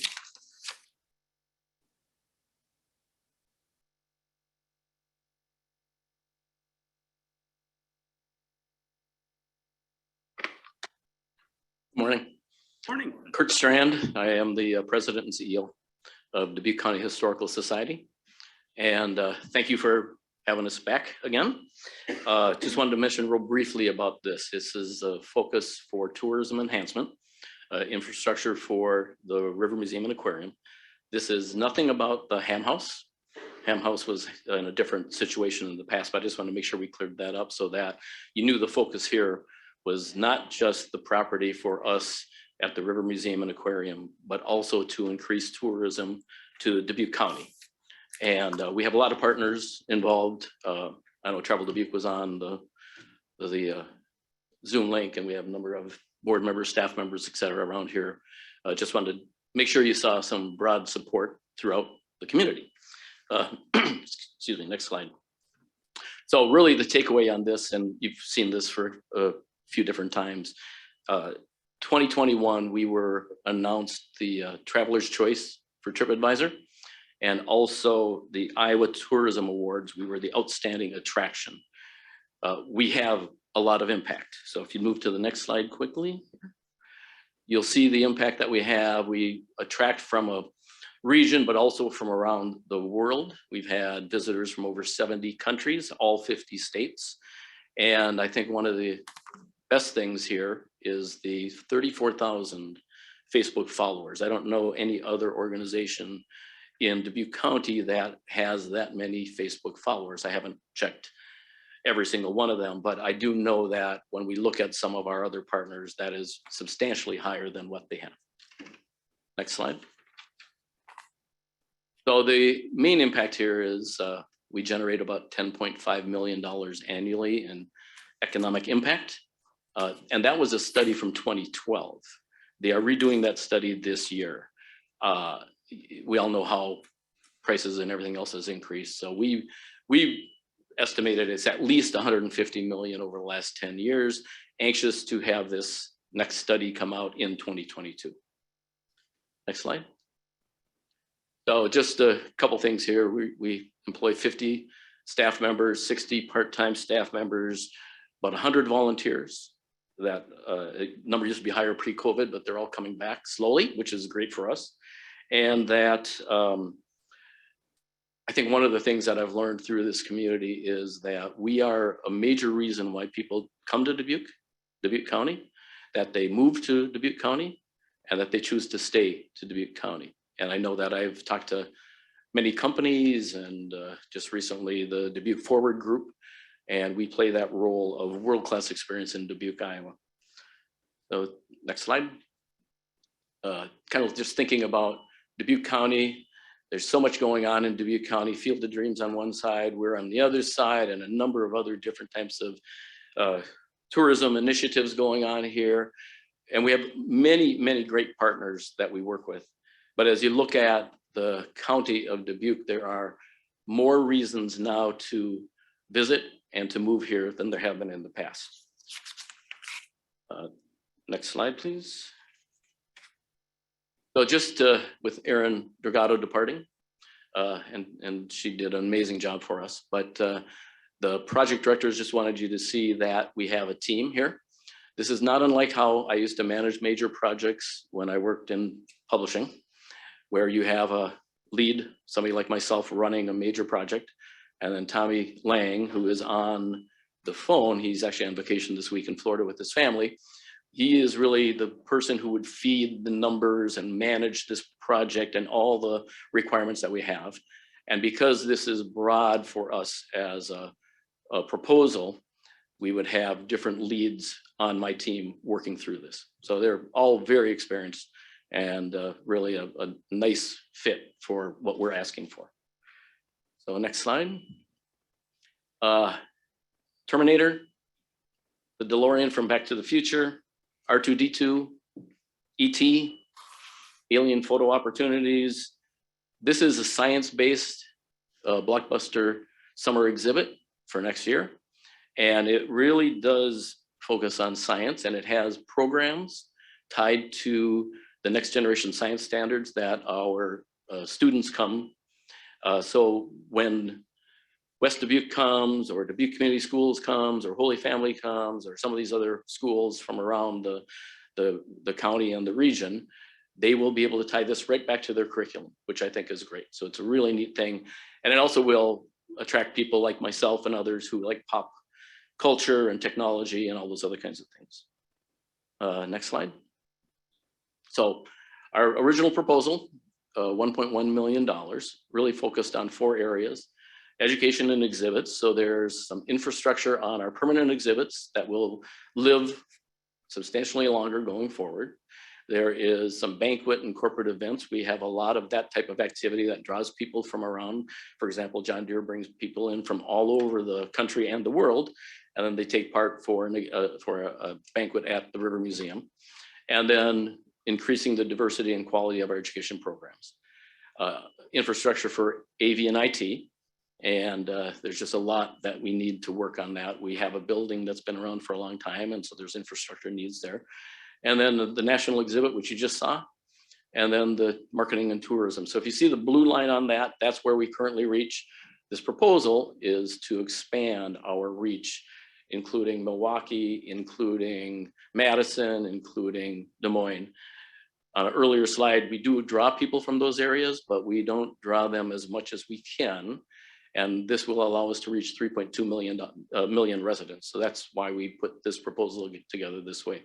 The ultimate goal is bringing as many people as we can to Dubuque County to have them visit us, spend money at different places. I know that others have talked about how, I think Keith Ray had said when they come here, they might go to Balltown for a meal, or they go somewhere else for different types of things.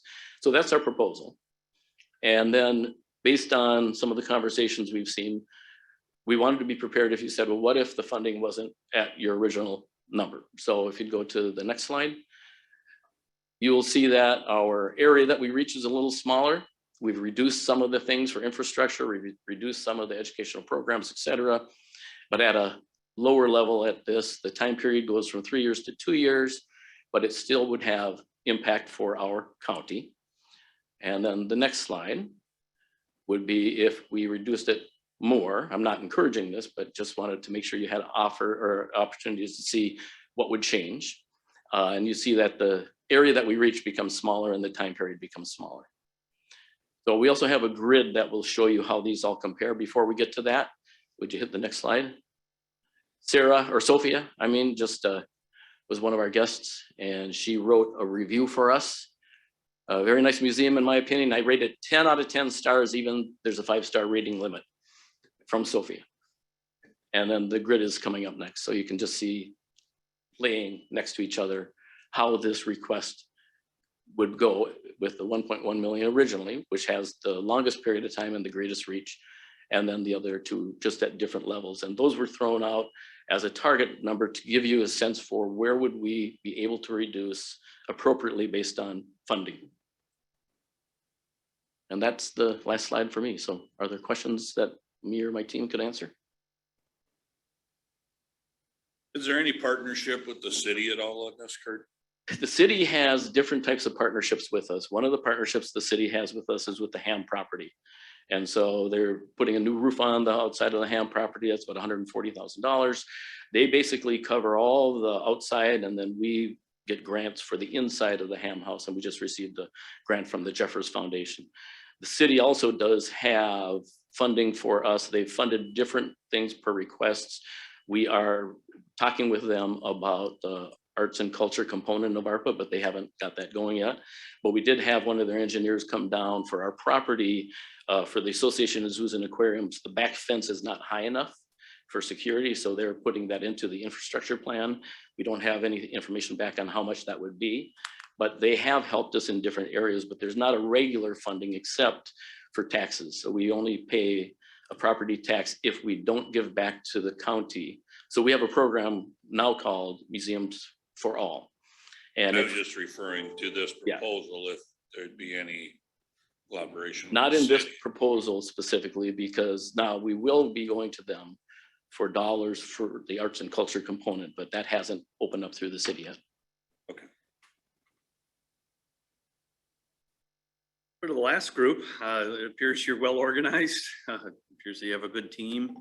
And certainly the product I've personally experienced and have been in awe of what the Historical Society and the museum has done over the last, is it 20 years now? About that. About that. 3 point. Next year. But 3.5 million visitors will be hitting in the next month. Yeah. So once again, I think it's a really good return on investment for Arpa dollars. And obviously, I'm sure your attendance numbers and all the numbers were down during the pandemic. And I would see this would be a good use of funds. And so I'm interested in my colleagues' discussion on whether it's a small, medium, or large. Say, Kurt, enhanced dynamic permanent exhibits, including paddlefish and older aquariums. Are you telling me that they need to be renovated and made new again? Is that what we're saying? Actually, yes, and more immersive. As we look at our exhibits, some of them you stand in front and you look at really fascinating things, but Andy Allison, our VP of Living Collections, has plans for some of the aquariums to have a better experience for our guests. We also have 3 aquariums on the other side where the paddlefish are. They're getting older, they will need to be replaced. And then there's some signage with our new Director of Curatorial Services wants to bring more history into some of the language. So we have plans to make the experience for our guests better, including fixing some of the older aquariums. So I've received emails from many people, mostly on your board, and some of them say the exact same word. So you sent out maybe some suggested language, but others all think that they're getting something different out of this award. And, and I see this out in my initial question is, what are you actually asking for? And you're actually asking for a little bit of everything. That's what this seems to be. So whether I do a large, medium, or small, it's a matter of whether, please don't take this wrong, but the museum needs some upgrades, right? Right. I mean, it's definitely showing 20 years wear. It is. Yeah. So what I don't understand is if we're the only people joining you on this, or if you've got to renovate the museum proposal underway everywhere in the community. And We we're do. joining to that. Okay. We do. But I hear about that. Sure, it's Preserve the Wonder. It's a capital campaign that we've been working on. Capital campaign. And that we're in the quiet period currently. Well, maybe not after today, but $12.7 million raise is coming, and we're about $7.8 million right now, quietly. And that has to do with some of the other types of exhibits, but the things here are not all attached. In fact, the only attachment to the capital campaign would be some of the aquarium redo, the paddlefish, et cetera. But the ATIV is a part of the capital campaign in some areas, but when you get to the banquet side, it isn't. So we tested a number through the community 3 years ago, and when they came up and said we could raise 12 million and change, we had to step back based on the feasibility to say, these are in the capital campaign, these are definite needs we have, but we're exploring other opportunities for that. And I guess that's where I'm not sure in your no longer quiet capital campaign. I don't need you to throw marketing in to get me to vote. I need you to do what you need to do to get the museum to look preserving the wonder. Okay, so when I look at that and I read grants all the time for the McDonough Foundation, in addition, we give away funding here pretty much nonstop last 18 months. So I need you to really tell me what is needed and not what makes this project look. I mean, the traveling exhibit's coming anyway, right? 2023, you must have signed that contract. We did, Right. we did, but the traveling exhibit just is like $325,000. So we are funding that. This is in addition to what we may spend on an exhibit, if that makes sense. So that's what I'm grappling with. I want to be a significant partner to make the museum have great vitality, and I've called it the bookend. The 5 million to Field of Dreams, yes, but to get you to stay day 3 and day 4, I need you to go visit my granddaughter's very favorite thing in the whole city, and that is, and I told the governor, it is the National Mississippi River Museum, and then followed closely by the Chloe Creek splash pad in Asbury. So she's 5, but that is where everyone who comes to visit us, she takes them to the museum. So, but you know, if small, medium, and large, I'm willing to spend significant money on the museum.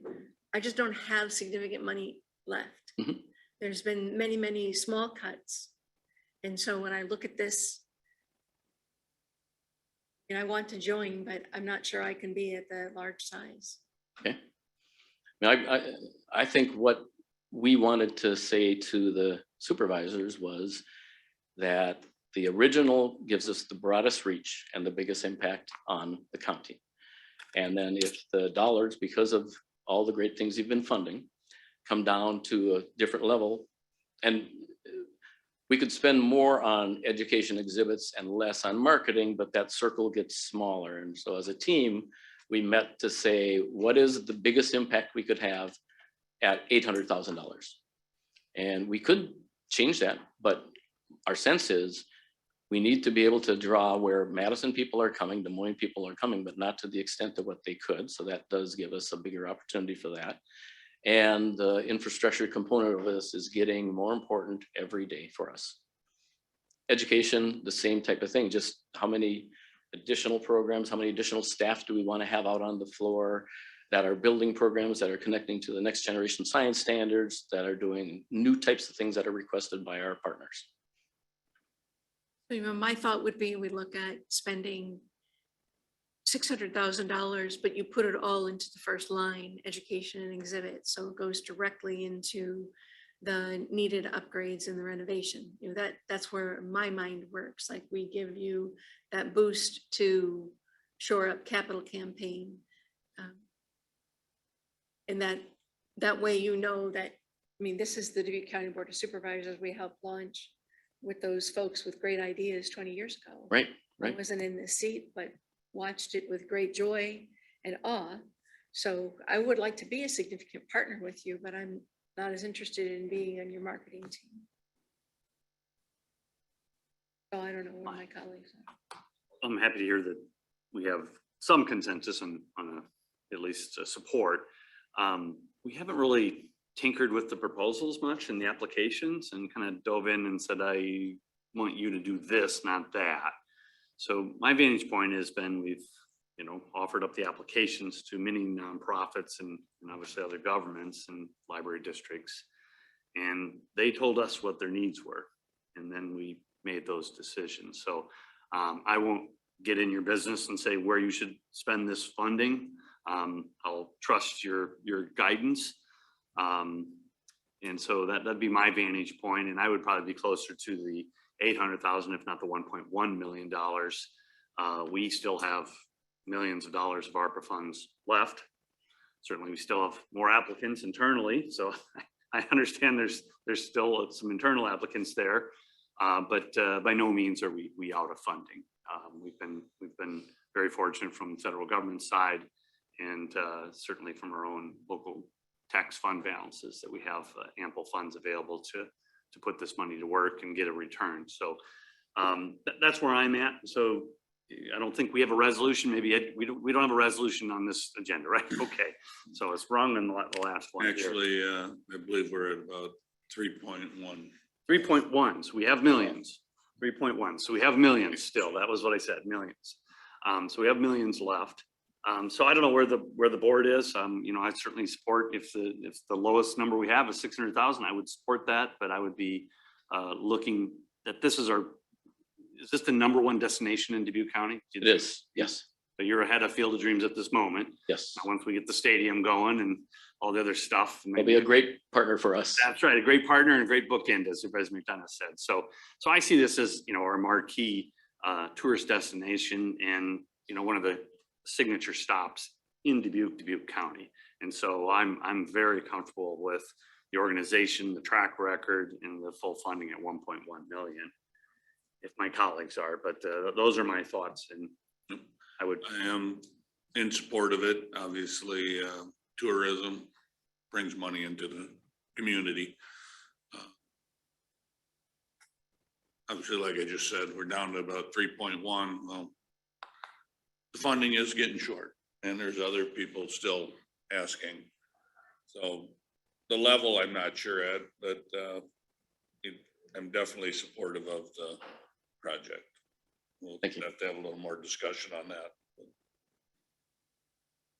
Going forward, what would you want from us? I think it's just going to be a matter of us discussing where the funding's going to land.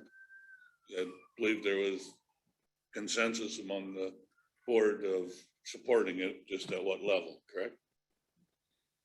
I think that's going to be our general discussion. Pardon? Aren't we doing that under our general discussion? Certainly can. I've had enough. Thank you. I mean, it's been great. You want to stay for the general discussion? Is that today? It's an open meeting. You're welcome to be here. Okay. Welcome to be here. All right, thanks. I will thank you all. I will make a motion to recess for 5 minutes. Second. We have a motion and a second to recess for 5 minutes. All in favor signify by aye. Aye. Aye.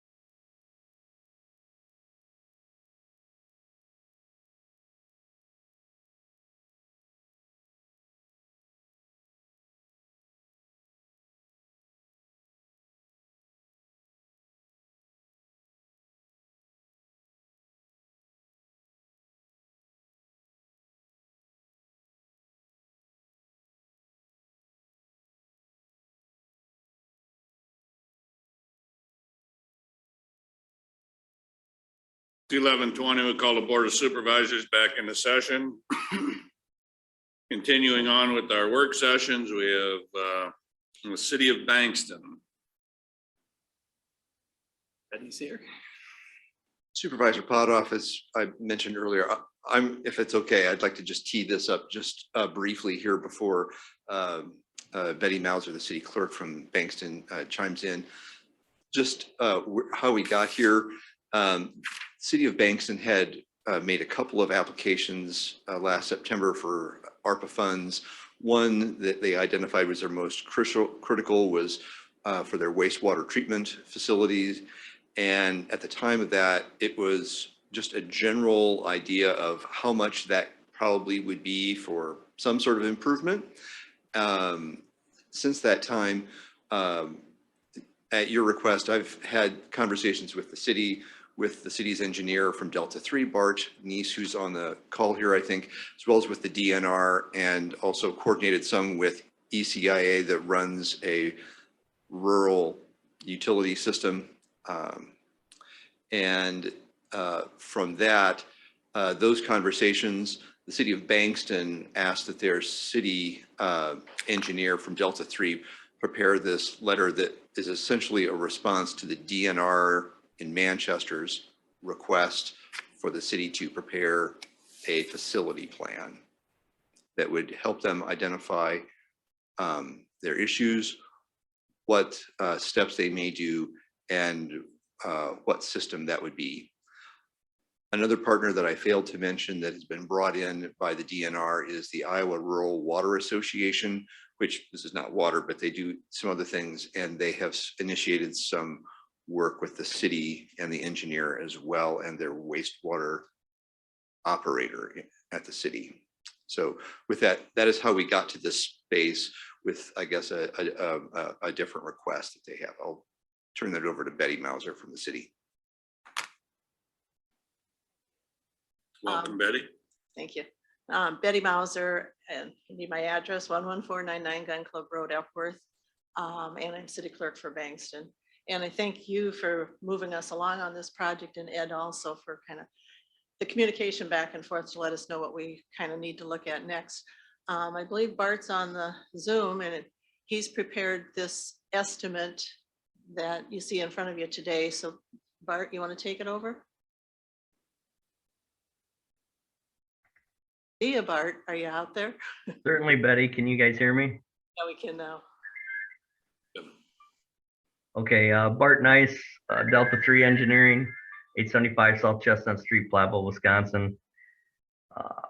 Thank you again, supervisors, for reviewing this application and appropriate information. Summarizing again what Ed had said and adding on to it. In essence, the last time I was at the supervisors meeting, we had talked about, what options are you looking at, etc.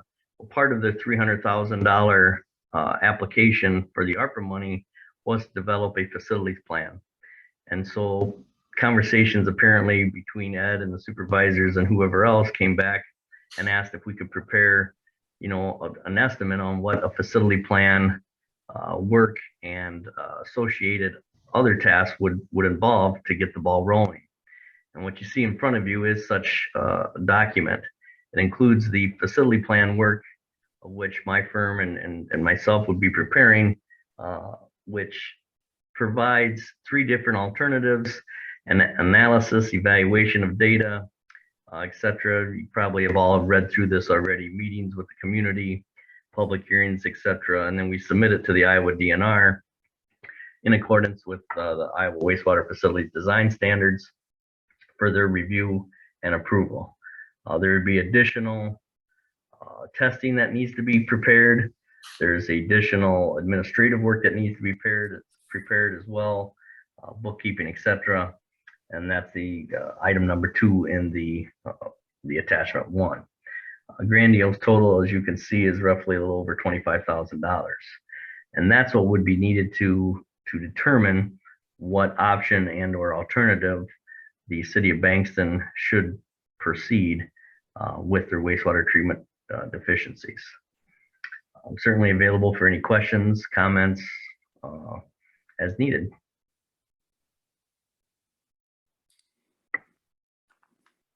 Anything, Jay? I don't have any questions. It looks like this is the next appropriate step, and I think one that the county should support. The only question I have is, I want to be sure that this isn't duplicative of any of the work you've done to date. No, we have not prepared any of the work that is in this proposal whatsoever, simply because we haven't been hired to do so yet.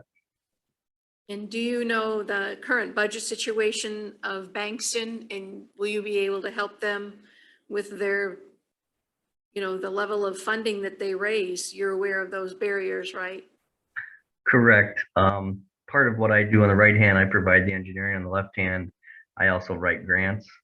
And then we're also, the city is working, potentially we'll be working with ECIA for some other grant programs as need be.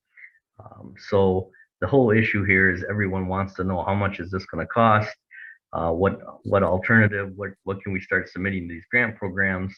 In order to do so, we have to come up with what is the recommended option with the associated cost. And this proposal in front of you would get us that information.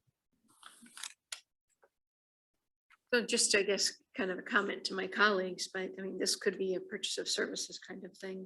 We wouldn't have to spend ARPA funding on this. Request for purchase of services, we could use that. The application period's closed for that already, correct? Or purchase of service, or?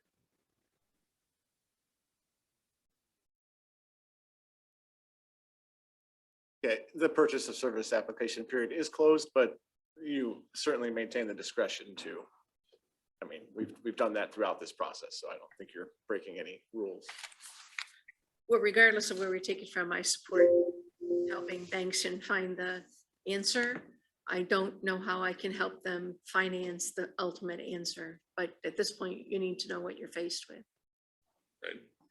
This next step here will help us determine that, and will give us, the advantage of talking with DNR, making sure that whatever we come up with will be approved by them and everything. So it's a definitely a necessary step, and that he doesn't have the funding for it. So at this point in time, but I think once, we get into it further, we will be better qualified to submit for some other grants on it. And we're certainly willing to do that, I would definitely support having a resolution to the dollar amount that's presented on screen there for our upcoming meetings for approval. And that was a question I had, which is how much are they seeking? Because I think that numbers. Are you asking us to fund the full cost of the report? Of this facilities treatment plant, yes, I think we'd like the full amount of that. As I said, it doesn't solve the problem, but it gets us started in a better direction. And that's the number on the screen, the 25,650.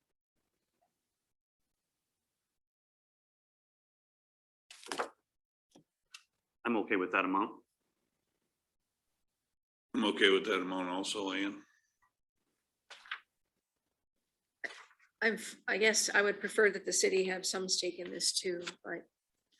We do have some, we did get some funding from the ARPA through the non-entitlement cities based on population. We got 2,000 last fall, and I believe we'll get another 2,000 this summer. And we have spent some of that for Bart's fees, to pay him for what he's done to date. So, which is not included in this. This is just going forward from there. So This is above and beyond those fees. So the city has played stake already into our preliminary analysis up to this point. and we've used that, and I've reported that through the ARPA reporting process, that those fees have, the money we got through that has been used toward his fees that we have to date. So like you said, this is going forward above and beyond that.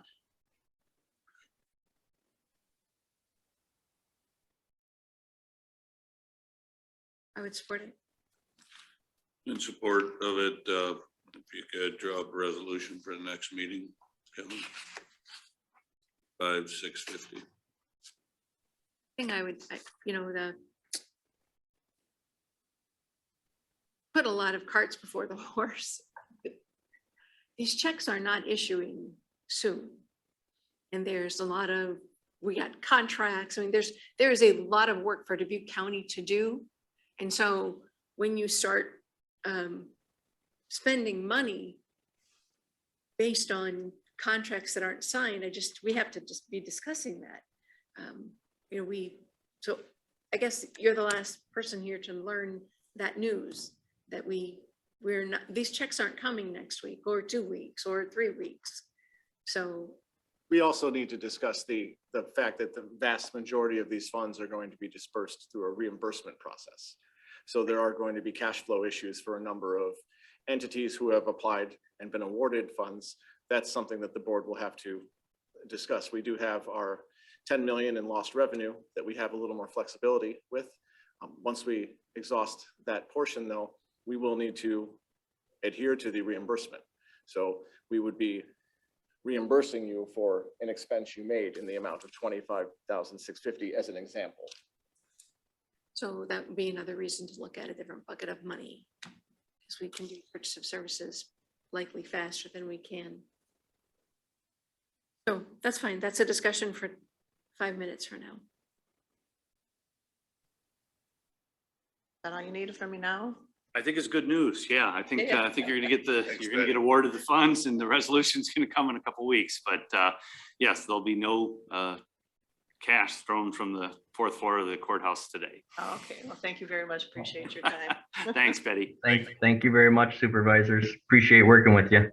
Good to see you again. You as well. And then there's 10:30 work session discussing the tentative funding allocation for the ARPA applications. Further discussion on ones that we had today, or? I really would like us to have sometime somewhere to talk with the budget director and the team about where are we in the process. I mean, we're meeting and we're giving away funding and we're allocating funds, but we don't have a process to get this done. And that's the next round of calls that are going to be coming. Some of these awards were made many months ago.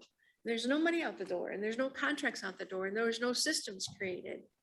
So where is that in the awareness for the The public? contract work is difficult. We're gathering information, and I know that our budget director has been attending continuing education coursework. She If she's is. here. Stella, could you maybe join us at the podium? And it's bad times. Sure thing. Yes. Where are we at on the contracts for the ARP stuff? Sure. So I've spent a lot of time last week looking at what we need to do. So I was at continuing education with the GFOA. So there was about 6,500 government finance officers attending this, doing education and best practice on lots of topics, including ARPA. So that was a heavy topic at the conference. And last week I started working on some checklists and things that we need to complete.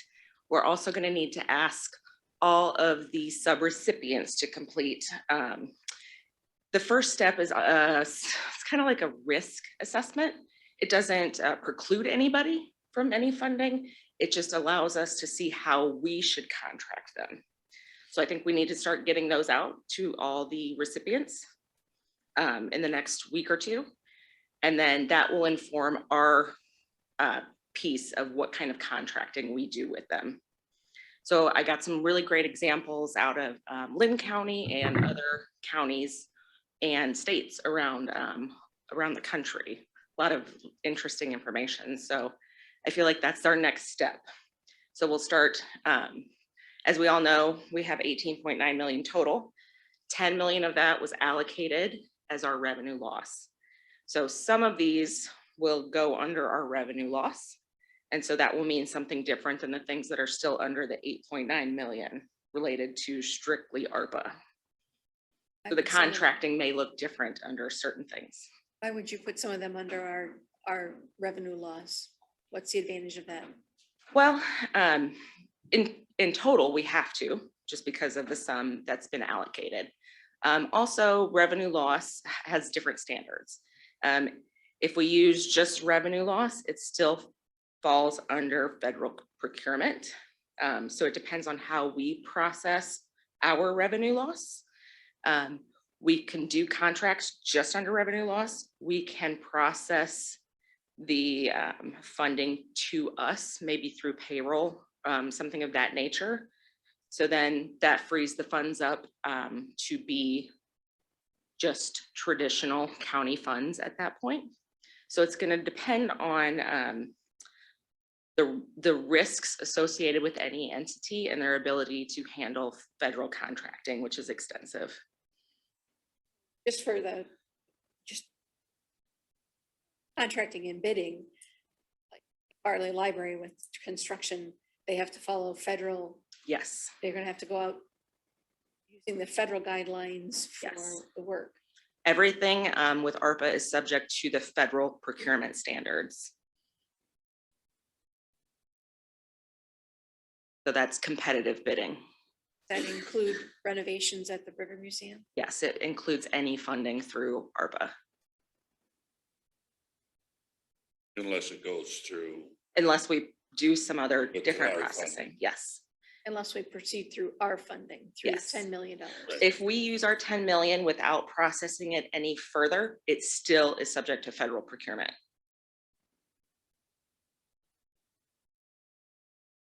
That's still, sorry. So the whole $18.9 million, regardless of if it is under our revenue loss or under the remaining 8.9 million, is subject to federal procurement.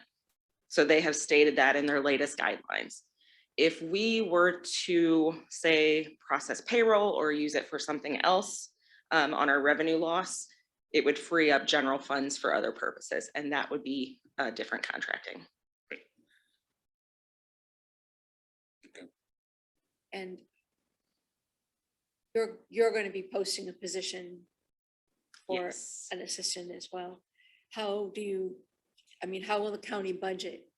And you went to this training, how are other entities budgeting the costs associated with the administration of the government funding mechanism? So best practices on that are things like, you know, they're the largest entities out there have hired entire departments to manage this. They're getting hundreds of millions of dollars.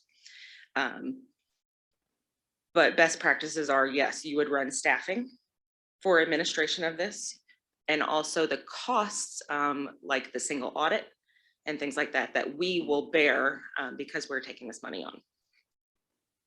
Any idea how much money the county should be setting aside budgeting? Let's use budgeting to administer ARPA over a period of years? I need to speak with Megan to see on the single audit costs if she's had any conversations with our external auditors yet on what that cost will be. We will be subject to that single audit every year of this program. So I would want to set aside that cost for each year to cover through 2026. And then the position that you approved for the budget analyst was 50% funded through ARPA. So I'll take a look to see what that exact number will be. When would those numbers be known? When would we be able to see how much the county needs to reserve? Should we choose to do so, I guess, but I would like to see us reserve it from the ARPA grant itself.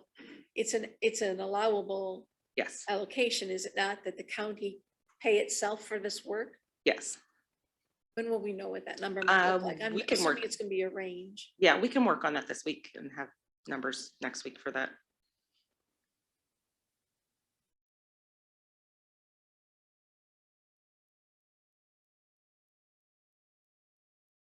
Anything else? Thank you, I walked Stella. in at the right time.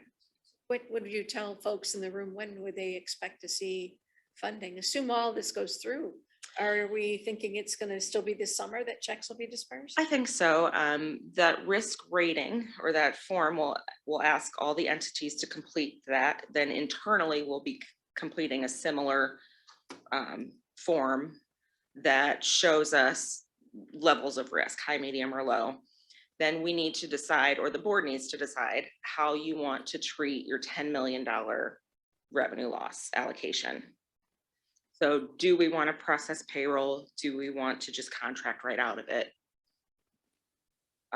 That is up to the board to decide how you want to treat that.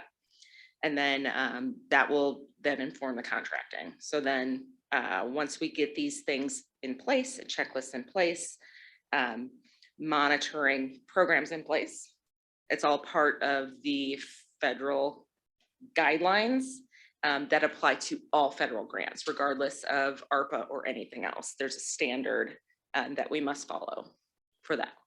So I've been working on those checklists. I think I have a really good plan of how to do that. And then we'll start contracting. So I can bring those contracts in front of you to look at pretty soon. I think I'll have a draft that's ready. People are asking us already when the checks are coming. And so what I hear you saying is that there's some preparatory work. Yes. That they have to do with the county. Yes. To be eligible to receive the funding. Yes. So overwhelmingly, everybody at this conference was saying, do your prep work ahead. Take the time. We understand that it slows it down slightly, but we'll get those projects in place and set everybody up to succeed. Have we had any contact with folks who've been told that we're allocating funding to them? Have we told them to not start spending the money? I believe Ed has had the contact with him, but I believe that he is nodding yes. Is that in writing, Ed? So that's going to be in a file with regard to every one of these, I hope.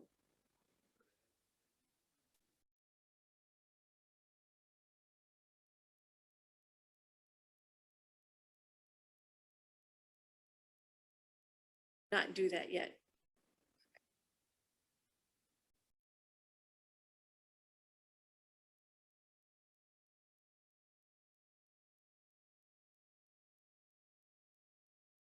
So hopefully within, say, a month, we could have things moving.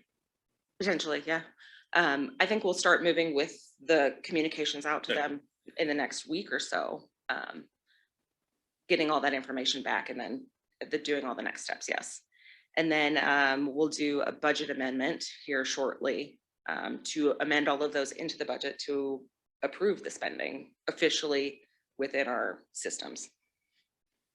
And it's possible that someone who's received an allocation being faced with the documents that you're going to send, the checklist, the questionnaires, the information about you're going to need to follow federal procurement procedures. We may have people who've said too much work, or we've already done this. I mean, it could be that they have already spent funding or not followed procurement, and then they may not be eligible. That could happen. It could. Yeah. And the purpose of setting up all these procedures and monitoring is to allow us to see that subrecipients are in fact following the guidelines as they're supposed to, and help them make corrective actions as we move through, and not waiting until the end and saying, whoops, everybody's done something they shouldn't have, and then we're at risk from the federal government recouping the funding. There ever be a reason to any funding for insurance to kind of shore up any weaknesses that we might see in? I don't know about that. I mean, the program is intended to last for several years, so it's at the board's discretion of how you want to see that funding go out. I anticipate things will change over the next 3 years, but the board's discretion. Worries me that you come back with that they've further identified requirements. I mean, they're still issuing guidance on these funds. Yes, they issue guidance about every 3 months with the reporting, new information. I'm confident that between the auditor's office, your experience, with other staff's help, we'll succeed. We'll hit the marks. I've seen our staff do good work before. I'm very confident we'll do this. And then I've been selling and working with local, state, and federal government for about 30 years now.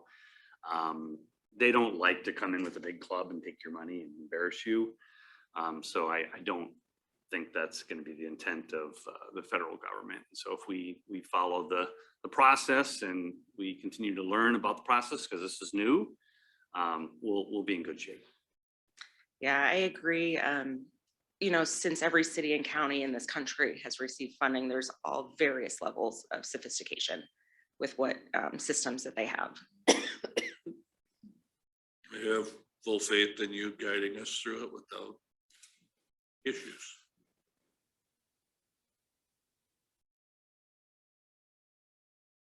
Answer any other questions for you? I have nothing, Jay. Nothing for Stella. No. I'll Thank call you. you. Okay, thanks. Thank you, Stella. So supervisors, you did make decisions on Dubuque Main Street, and it sounds like you have a consensus on the city of Bankston. There was one more presentation from the Historical Society, if you still wanted to include that in this conversation. Do you want to? Yeah, I would love to hash out the small, medium, large. I think there's consensus to Don't we do fund. that in a couple weeks? Pardon? I've heard that we do that in a couple weeks, that we don't do it right here. We do that in a couple weeks.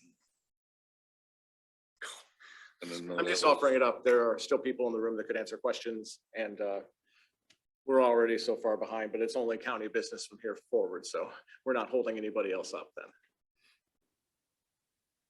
If my colleagues don't want to, just say and we'll move forward. I think we'll just move forward on that and we'll make a decision at a later time. Have some more numbers available for where we're sitting with the funding and stuff, so.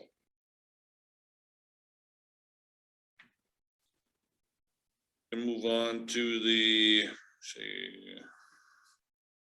work session and possible action regarding the HR director position.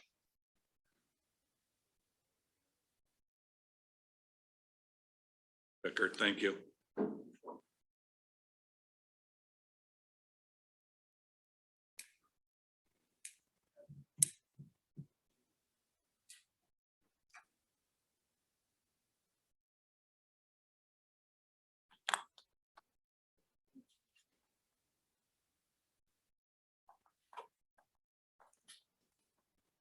Second to that.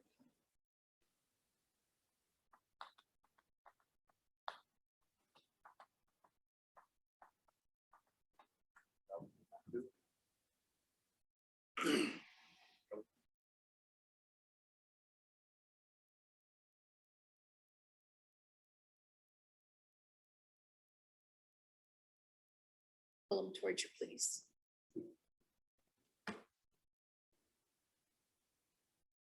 Okay, do you have some context on this? I did not get the job description on that. I never did get a copy of that. We were still in the Working. process of working Right. through. So Okay. this is, there have been, as you are likely aware, a number of balls in the air all at the same time that we're sort of juggling through. And Ed has Really? been, I Ed had has no been idea. happy, Ed has been gracious enough to sort of be the repository for everything that's sort of coming in here, organizing it and then disseminating it to our little working group. So on Friday, yeah, some of the discussion that we had and tried to synthesize some of that information. And I just Friday afternoon was able to get that back out internally to the staff team, including the two staff in the HR department right now. So I'm hopeful if I hear any other comments back, and that was not, those aren't my comments that I've assimilated, but just comments from all of us. Just I am pleased that some of the HR staff had actually done some of their own searches to look at some of the HR director position job descriptions from some of the other similar sized metro counties in across the state, not just the ones in eastern Iowa. So So we trying to asked, evaluate that. the board asked for Dawn's job description, not the new one. Right. Where is Dawn's job description? I believe it was provided to the board and it was provided to all three by Dawn herself. Right. Right. She forwarded that job description to you three. Right. I received it from her 18 months ago. So I don't know when she sent it to us. I think we all got it at the same time. I can send that to you right now. I am frequently grasping myself for where are all of the things and if I've missed anything. And my apologies, Supervisor McDonough, you had sent an email to me on Friday, it looks like, that she said, here are the job descriptions that Dawn and Stella have. I did not look down further to see that that was a job description that Dawn had sent you on August 5th of 2020. And I never, in response to the meeting we had with Dawn more than a week ago, I don't think she sent her actual job description. I went through my old email and said, this is what she sent me 18 months ago. It's like a 3-page document. So that's what I would want my colleagues to have, is what she thinks her job description was. The document that you sent to me was the document that we used as a group to look at as sort of a baseline to determine where our recommendations would come and discussion would occur about the current iteration of that job description. She is not here any longer. I don't think she's going to be sending us any emails with current job descriptions, and I'm not entirely certain that her job description was revised in the last 2 years. I don't believe it was. So I just forwarded to you the information that I thought that we all received, which is her current job description, as well as at the time it was created, the requisition. They were all in the same document that I received from. I think we're all in agreement that the job description needs to be changed. I think and full disclosure, I have met with Ed and then Stella has met with Ed, and Ed's sort of, again, the repository for a lot of these things because just schedules are a little wonky last week. But I think the overarching idea, at least coming out of this discussions that we've had, is the need and the want for the HR director to have the sole focus of HR and the HR department. And some of the other things that may have been added in there over the course of the last 5 to 10 years be reallocated to different. You take anything? No, not yet. Well, because I don't have my. I think that was just in time. So I think that's sort of the document that we'll be putting together and hopefully getting out to you sooner than later will reflect the core need to focus heartily on our HR functions within this county. Right, and I wasn't trying to rush you because obviously I know there's a lot of balls in the air right now. Well, and our group is well aware of the need to have somebody in that office, whether it's an interim or a permanent hire. We are well aware of the importance of that. But to earlier points made during this meeting, there does have to be a bit of a measure of care and intentionality here, that we're making decisions intentionally. We have the opportunity to get it right. Absolutely, and if that means it's another week or another 2 weeks, or it takes a longer period of time, I think that it will be valuable in the long run to make those intentional decisions here. Once the document that I was working on is that starting with that job description that Dawn had provided, we've only provided some markup to it, so it will be like one of the Microsoft Word document that you have things perhaps whatever crossed off or added, so you'll be able to see what the original was, and it's just the markup to it. So it's not like you'll have to go back and compare two documents. It's just some markup of one document, and again, you know, the right, getting it right is what the supervisors want. So it's not us, but we're trying to provide at least a little bit of food for thought of what that looks like, and either things that perhaps are in that job description that actually are currently being done by someone else, or we're being segued out. So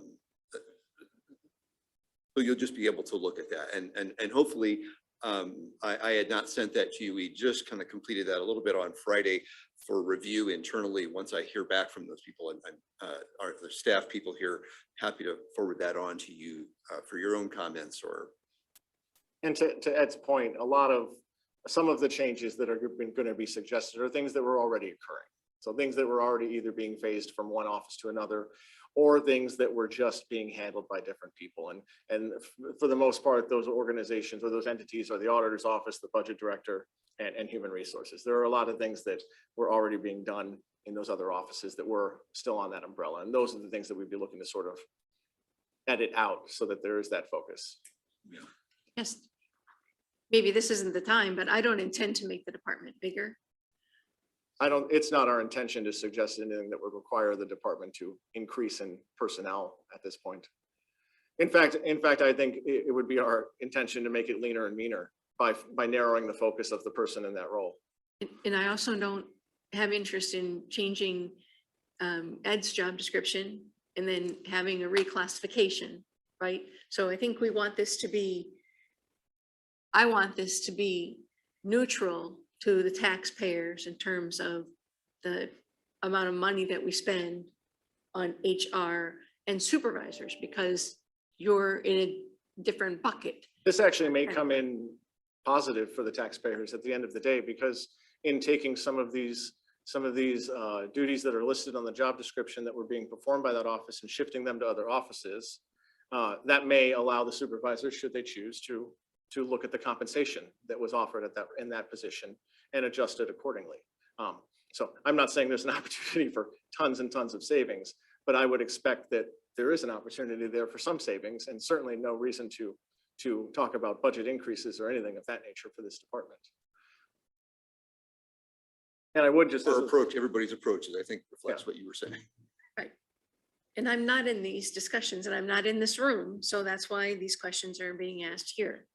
And I would point out, we've gotten wonderful support from Tanya and Tracy, and wonderful ideas and wonderful voices from them. And it was our intention to include them in this conversation because they operate that office on a day-to-day basis, and they're well qualified for that.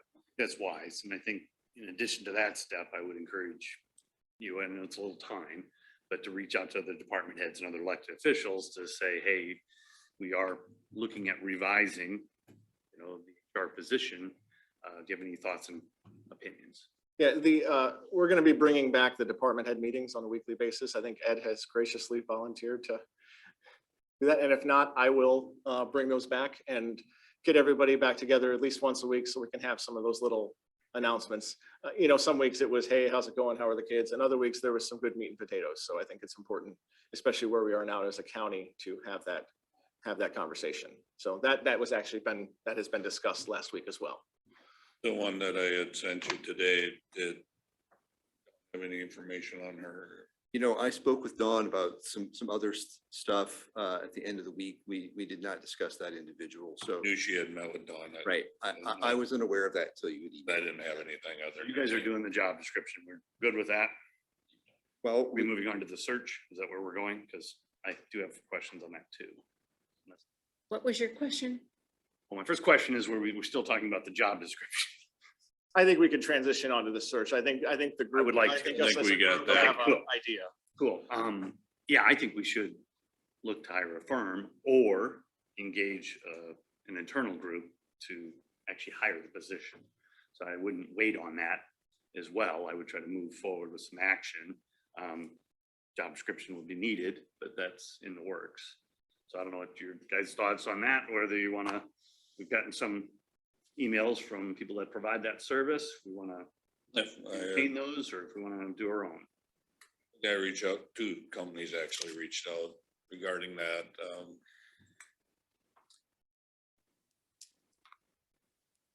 I don't think we need to go on a nationwide search at this point. I think there's qualified people here in Dubuque. To be clear, nationwide search for the interim or the full-time. In neither case, I don't think there should be a nationwide search. I think we're looking at statewide, because we need familiarity with the Iowa code. I was talking about the search for the full-time position. That was kind of. So not the interim. Not the interim at this moment, but they could be. Yes. They could be merge, could be the same I've had firm. 2 people reach out that were both interested in filling the temporary need and being into a full-time position if necessary. Have you instructed them to reach out to anybody? I forwarded the one A couple hours ago. Yeah, all the stuff they had, and the other one I didn't get anything from, but Dawn had met with her, so I didn't know if Dawn had. So Ed had sent out an email over the weekend, I don't remember which day, that identified another, looks like a firm or an entity that was He interested. had reached. That was a very interesting. Could I bring everybody back and let's talk about what is the topic we're talking about right now? Dawn's replacement or interim HR services? What are we talking about? Well, I right think now? both of those can occur at the same time. And I think some of the people that have presented or spoken with Ed and myself have said that they're capable of doing both things at the same time. So that in many cases, one may do both. I would like, so I agree with that. I would like the board's consensus or opinion on whether we want to hire a firm to go look for the permanent replacement. So that's a decision that I'd be interested in your thoughts on it. If it's yes, then we could go down that path. If it's no, then we know that's off the table. I'm not interested in hiring a firm at this time. And what's your thought? I think we need help to get to the next. Dawn, finding the new Dawn is step 2. Step 1 is getting HR in place, some kind of interim service. I think if the interim HR service provides searching and we get the right interim HR service, and then they can facilitate a search, I would prefer that. I think that's the easiest thing. Somebody gets to know us. We know their work style. I didn't have a problem with what you sent, other than I've not had any ability to do due diligence. This is all over the weekend. So I think if we're gonna break them down and not do them together, then we're gonna have to hire a firm, because I don't think we can do this. That would be my question, is that if we don't hire a firm, who are you proposing would take up the task of identifying these candidates, reaching out to the candidates, interviewing the candidates, and making recommendations to the board? Because that's not an order that the auditor's office, I think, is at this time is capable of fulfilling. Just going by the things that I'd gotten for people that were willing to fill in the temporary, that both had human resources background. Okay, it's temporary, they can put in for the full-time position, whatever. But as a temporary person, and then that role, in a temporary role, would be to hire the full-time. They could put in for the full-time position, but Wait, so I think you're both saying different things, though. Yeah. I think Harley I is was saying, asking. I think asking. Supervisor Potoff is saying that the person could cover the interim, and then should they decide, they could then apply for the full-time the position. full-time position, And I'm not in that Yeah, camp. full-time. I'm not in that camp, because we still haven't identified then who is going to be handling the hiring and the vetting and and that knowledge for that person. Yeah, I don't think you can do the search for yourself. You can't be the person searching for you. That kind of muddies the water quite a bit, don't we think? I mean, they're gonna intentionally or not write everything to benefit themselves. I mean, I would put out there that right now, the fact that we're having this conversation and sort of all the different places we're coming from is almost a very specific reason why hiring either a firm to do the search, and perhaps they can also include it in their price, cover our interim needs. That would be, seems to me that that's the sort of win-win-win. We get somebody to One come. didn't have the expertise to do that.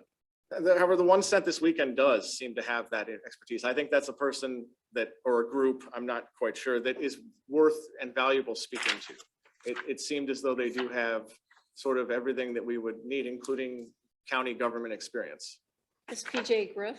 That's correct. Is that how you say it? I have no idea. I think that that's close. I think he's I also a don't guy know. that probably has heard it a million ways and So, I probably mean- won't be upset. I can't take action if I don't even know how to say the I- person's name. I- That would seem to me to be that we've probably not done our search. So I mean, of the handful of conversations we've had and a little bit of information that we Right. researched, this is the one so far that seems to hit or tick most of the boxes that we. And there's many, many people identified here that we could Is that the easily one? find out about good quality, like Yeah, in Doesn't work. addition, yeah. For Blackhawk County, City of Asbury, City of Farley, there's some pretty fast checking we could do. That individual also is not interested in being the ultimate permanent candidate. They just want to start like right away, providing the services that they know that we need. They've done union negotiations. It's a full service firm. So I think there's value to conversation amongst the board about. We'll call them, Yeah, I let's think just say there's- PJ. Yeah, I think there's local companies that would do the same thing. So once the board knows what they want to do, then you can go tell those companies with affirmative action, here's what we want to do. We haven't decided what we want to do. And so I think we should just start it with the search. Start with the search and make that decision soon, today or next week. And start there. And then at the same time, understand what our need is for internal HR stuff. I would agree with Sheriff Kennedy. I don't think the wheels fall off in 1 week, but we don't want to wait 6 months either. But so how do you, going back to the search, is the hiring a company to do the search? We have to go out with an RFP first. Do not have to. Do not have to. Have to, because it's professional services. Good, but we don't have to. We've hired in the past on Camp Kruger, not saying we have to do them. We've got other firms that are offering. So I think to find. You want to look at somebody that can staff the office and look for. It doesn't have to be the same for me. That doesn't have to be the same for me. I don't need it to be the same company. Different things. One, somebody to find candidates, vet candidates, go through the interview process, obviously engage whoever the stakeholders are, Board of Supervisors, department heads, elected officials, and then make the decision. We've done that before. We're doing it right now with the Board of Health. So it's not a new process. We've done it with your position. With Dawn's position last. Dawn's position last. We did it with Ann Cameron Williams or not? Or do we do that with, how about Danny's? Do we do it with yours? Hiring agent? I can't remember. Anyway, we've done it with the numerous positions. We've done that with numerous positions, but in many cases, those positions were not vacant while doing it as well. Agreed. So I mean, I think from an ease standpoint, being able to communicate what we need and that person knowing what we need by sitting in the interim wouldn't be a bad idea. I mean, it seems to be two birds with one stone. We didn't find Danny. Dawn did. Dawn, our HR administrator, handled the recruitment part. We just did the interview. Good, fair enough, fair enough. I know we've hired. The same thing with Ann Cameron Williams. Okay, fair enough. I know we've hired Camp Kruger, okay? I know we have done that. Camp Kruger led the recruitment for Dawn 4 years ago. Okay, thank you. Dawn was more than 4 years ago. 7, I think. I know they hired him. Anyway, my question is do you want to hire somebody? I do. Do you guys want to hire a consultant to help us with this? In the hiring of a full-time permanent HR person. Can we just start there? That's my question to my colleagues. I think we should have professional assistants to hire the human resources director. I think we have consensus on. Professional service to find us somebody to replace Dawn.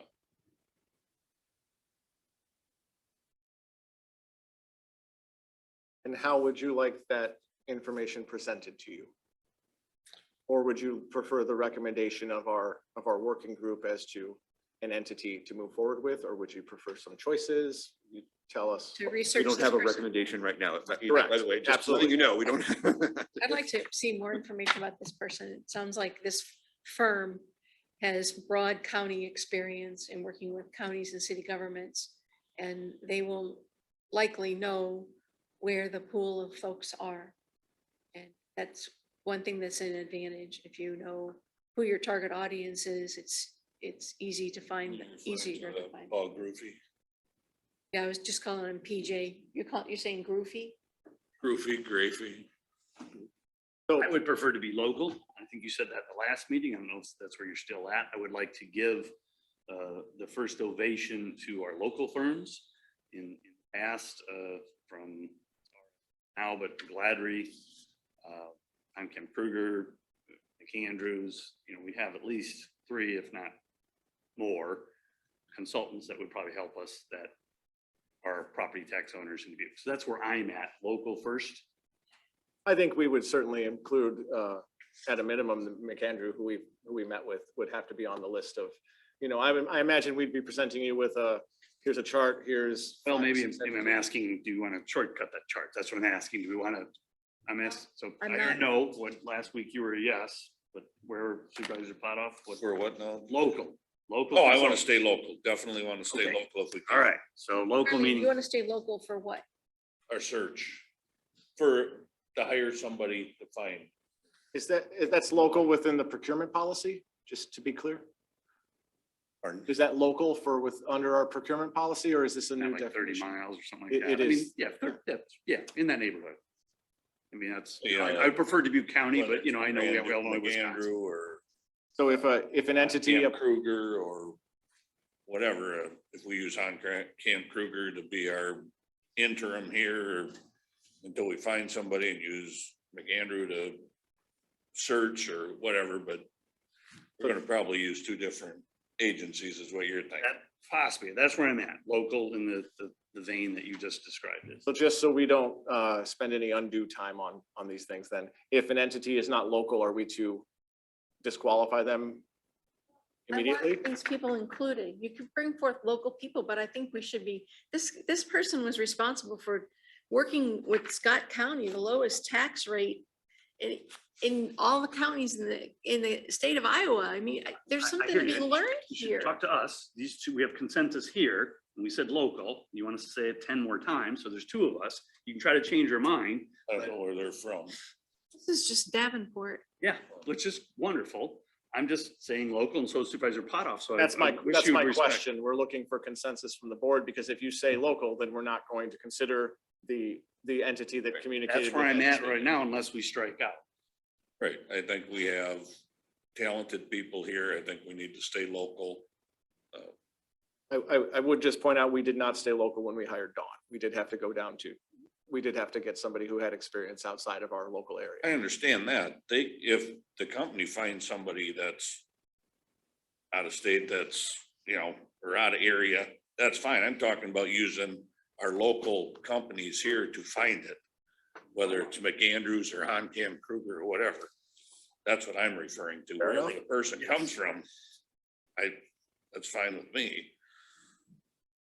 My preference as well, to start with. If we firms are too busy and they no longer want our work, then yeah, we'll have to expand our search. But I think you've heard the consensus of the board is to start local.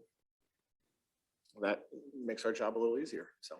I'm trying to do. You've mentioned, we've already, Kevin and I have had an opportunity. Stella was not available. She was at a conference, but the auditor and I have already met with one of those people. I based on your feedback, we can reach out to the other companies that have a local office here. Happy to do that and get some similar sort of documentation for you. You already have some of that. I can ask them for Just or some firm to, I guess, stand in as HR until we get that is that's a separate Ready to jump to that one too. So I think the first one we understand. Local consultant with the search. Now for a temporary person, I would also start local as well. And my first thought would be that the commitment for that from an individual or a firm, and since it's I don't know if it anyway, would have to be that they're not going to assume the role long term. In my mind, I was looking at sort of an a la carte situation. As needs arose, we had either a firm or an individual who was on call or available, perhaps not holding regular office hours. And when the things that we cannot handle day to day occur, that's at which point we reach out. And maybe they have 2 days a week here. Say again? but they're on speed dial. Yeah. Just kidding. They're on speed dial, but also, and maybe they hold office hours 1 or 2 days a week just to handle some basic items, but that at the end of the day, it's sort of pay as you go or something along those lines. I know that's better said than in practice, but something like that. In I our, would agree. I would confer. I like that approach. in our conversations, we haven't been able to identify something that we needed more than that. Something may arise this summer that means that is too little or too much. We don't know yet. I would also mention that likely in that sort of a la carte situation, that it may not just be one person or one firm. The county in the past has hired a law firm to handle union negotiations, for example. So it may be that we have a person who we reach out for the high level HR issues, grievances or complaints or issues that are beyond the current office's capacity. And then when it comes time for unions, that we reach out to a firm that can handle that for us too. All of this happening in the interim, assuming, a short to moderate time for the search. So, but business doesn't stop just because there's nobody in the office. So we do have to sort of plan for that. So I would just remind everybody that it could be one or two or even three groups that are sort of, helping us out where we need it. Yes. You know where to start looking for someone, or, it's not- It's apparent just from the, you emailed someone's name to me this morning. They're not calling me. Those individuals are not generally calling me. So if there's someone that is, They're not calling me either. okay, well, I'm just letting you know that they've not started to call me. So if there's someone that you've identified, I have reached out to some people within SHRM, their association. It's not a huge organization, so some of that leadership to ask if they were aware of anyone, and that did actually generate a couple of phone calls that I initiated to some people, but it ended up not being a thing. Other people apparently may be contacting you, so in as much as that we can help you with that, I'd be happy to do anything with, and we would share that internally, but any initial contacts we can ask to generate some information that we can then let you be aware of. Happy to do that. Does the board feel or think this would be a contracted position, not a W-2 employee position? So not a temporary employee, but a contracted employee? Well, it would be probably an hourly issue with just say a Camp Kruger. That would clearly be a contract. That would be a contract, But- yeah. But once we get to the point where a new employee, or I guess I'm not following. The interim. So the interim, let's say you have a person with vast experience, Yeah, but it's just one person who, they might ask the question, is this a W-2 position, a temporary position, county benefits, stuff like that, or not, just payroll deductions, or a contract? I would prefer a contract. That would be my recommendation as well. and we could do that. There's actually both of them, it said they were interested in the temporary that reached out, but. Temporary contract or temporary W-2? Well, they just said. I would be a contract. They just said temporary, so, yeah, I never asked any further. I would imagine their temporary is relating to time, not necessarily status. I agree. I'm trying to get a decision. I with see the what you're board saying. here. Unless, because that is they'll want to know. Be looking at. I would recommend a contract as well. A contract, not to be a W-2 employee. 3 month, probably 4. I think that would come out in the conversation. Right. I can reach out to.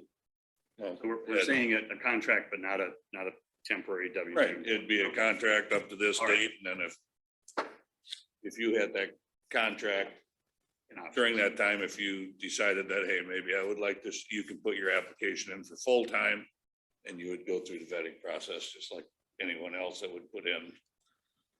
Your contract's up, you either go to the full-time position or.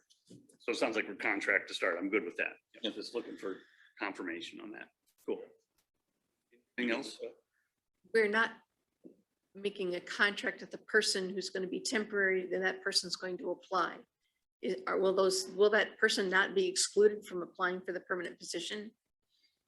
Up to you. They wouldn't be excluded from applying. I think that would be a question that once we narrow down the temporary nature of what type of firm or person we would be using, I don't know how you can answer that question. It does happen. So I've had personal experience where you hire a firm and then they say, well, here's a person from the bullpen. You can have them from their own firm. Johnny Orr always told the story. That's how I got the job at Iowa State. They hired him to find a coach for Iowa State. And he's like, well, I'll just be your coach. Great story. I wouldn't exclude anyone, but I would start with the notion that this is a contracted service for short term. This is what we're agreeing to today. That's where I would start. I think we have direction. And so clear, the marketing for this temporary position so far has been, I guess, call it word of mouth. Right, it hasn't been posted or anything, but if we're gonna hire, say, McAndrews, just do a search, well, yes, do we still post it as a full-time position and just refer all the applications to him then, or? Probably. Yeah. You would want to post it yourself, and then you'd want whoever you're hiring to do their magic as well. Correct. We would be working concurrently and then forwarding any response we got directly onto that firm. But a lot of that hinges again on making sure we have the job description where we want it to be. We're not going to be doing any advertising or marketing for a position that we haven't fully decided what that description is going to look like. So, you know, really the takeaway for our group here, I think, is to hammer out and get that thing. We got to get the job description done before we can do, got to take step one before we take. Get something in front of you for next Monday, or yes, next Monday evening, if we can. To remind you, when I get around to sending that job description that has some markup on it, all of the comments will look like they're from me, and that's just because I was the typer. Okay, that other people contributed to that, but they all will say Ed Raber. Just point at me. I wish ones were yours. Right, you probably will. I'd never known Ed to talk much. I wouldn't think I'd think it that way. Well, thank you for filling in and doing this.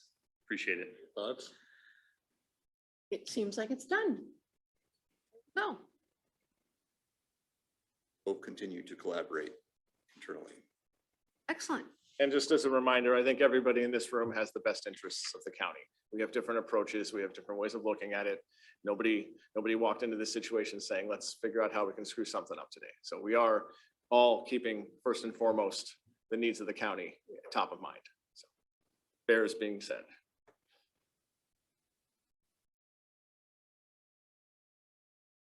Again, it seems like it's handled and you strong consensus, and I'm looking forward to the result.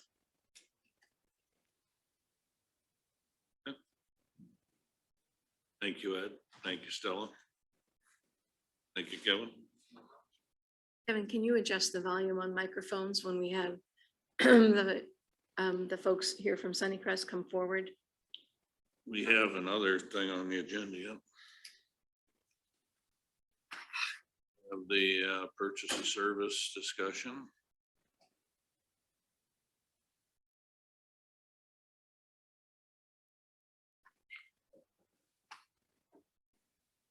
Security.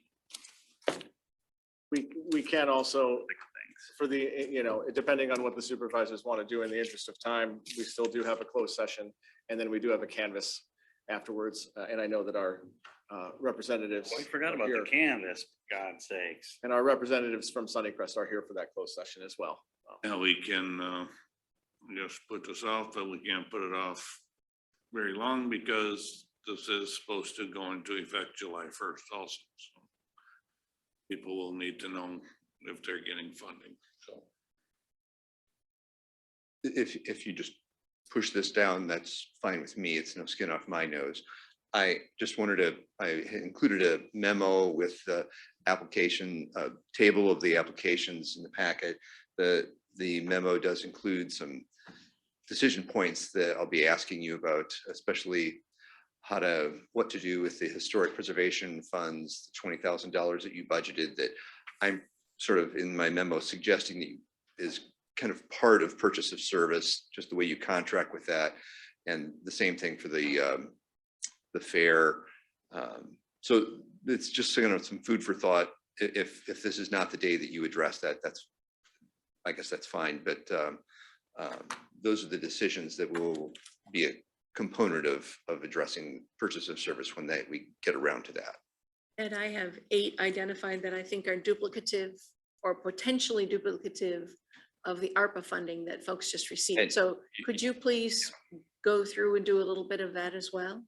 If you would like me to prepare something that has some notes on each of the applicants, because I believe that you are correct, that some of them, just because of timing, some of them submitted their purchase of service application before you had made a decision about their ARPA. So you are correct, I think, in some, there are a few. So maybe I would ask that you double back with people to see if they still intend to be in the purchase of services. Okay. Seeing that some people may be withdrawing their application. Okay. Because it's the same thing. But I guess I'm one voice. I guess it's up to you if you want to run through. Some of them are that get off the list right away if you want to, or if you want to just hold it off until next week. I'd like to have Ed determine that so that we know whether or not it is the same. And I would prefer to move on to people that need to get back to Okay, their house. good. Fine, we're talking about deferring it. Yeah, for till another next meeting. week. I'm fine with that. Okay. We will defer the purchase of service applications until next week. We will go to our 11:30 closed session. To recess for 5 minutes. I will second that. We have a motion and a second to recess for 5 minutes. All in favor signify by aye. Aye. Aye. You're in recess. And then Chair Potoff, we will be closing down our Zoom call for the day at this point. Thank you all for We will be joining us. going into closed session for all those on the Zoom world, so you will be getting moved off.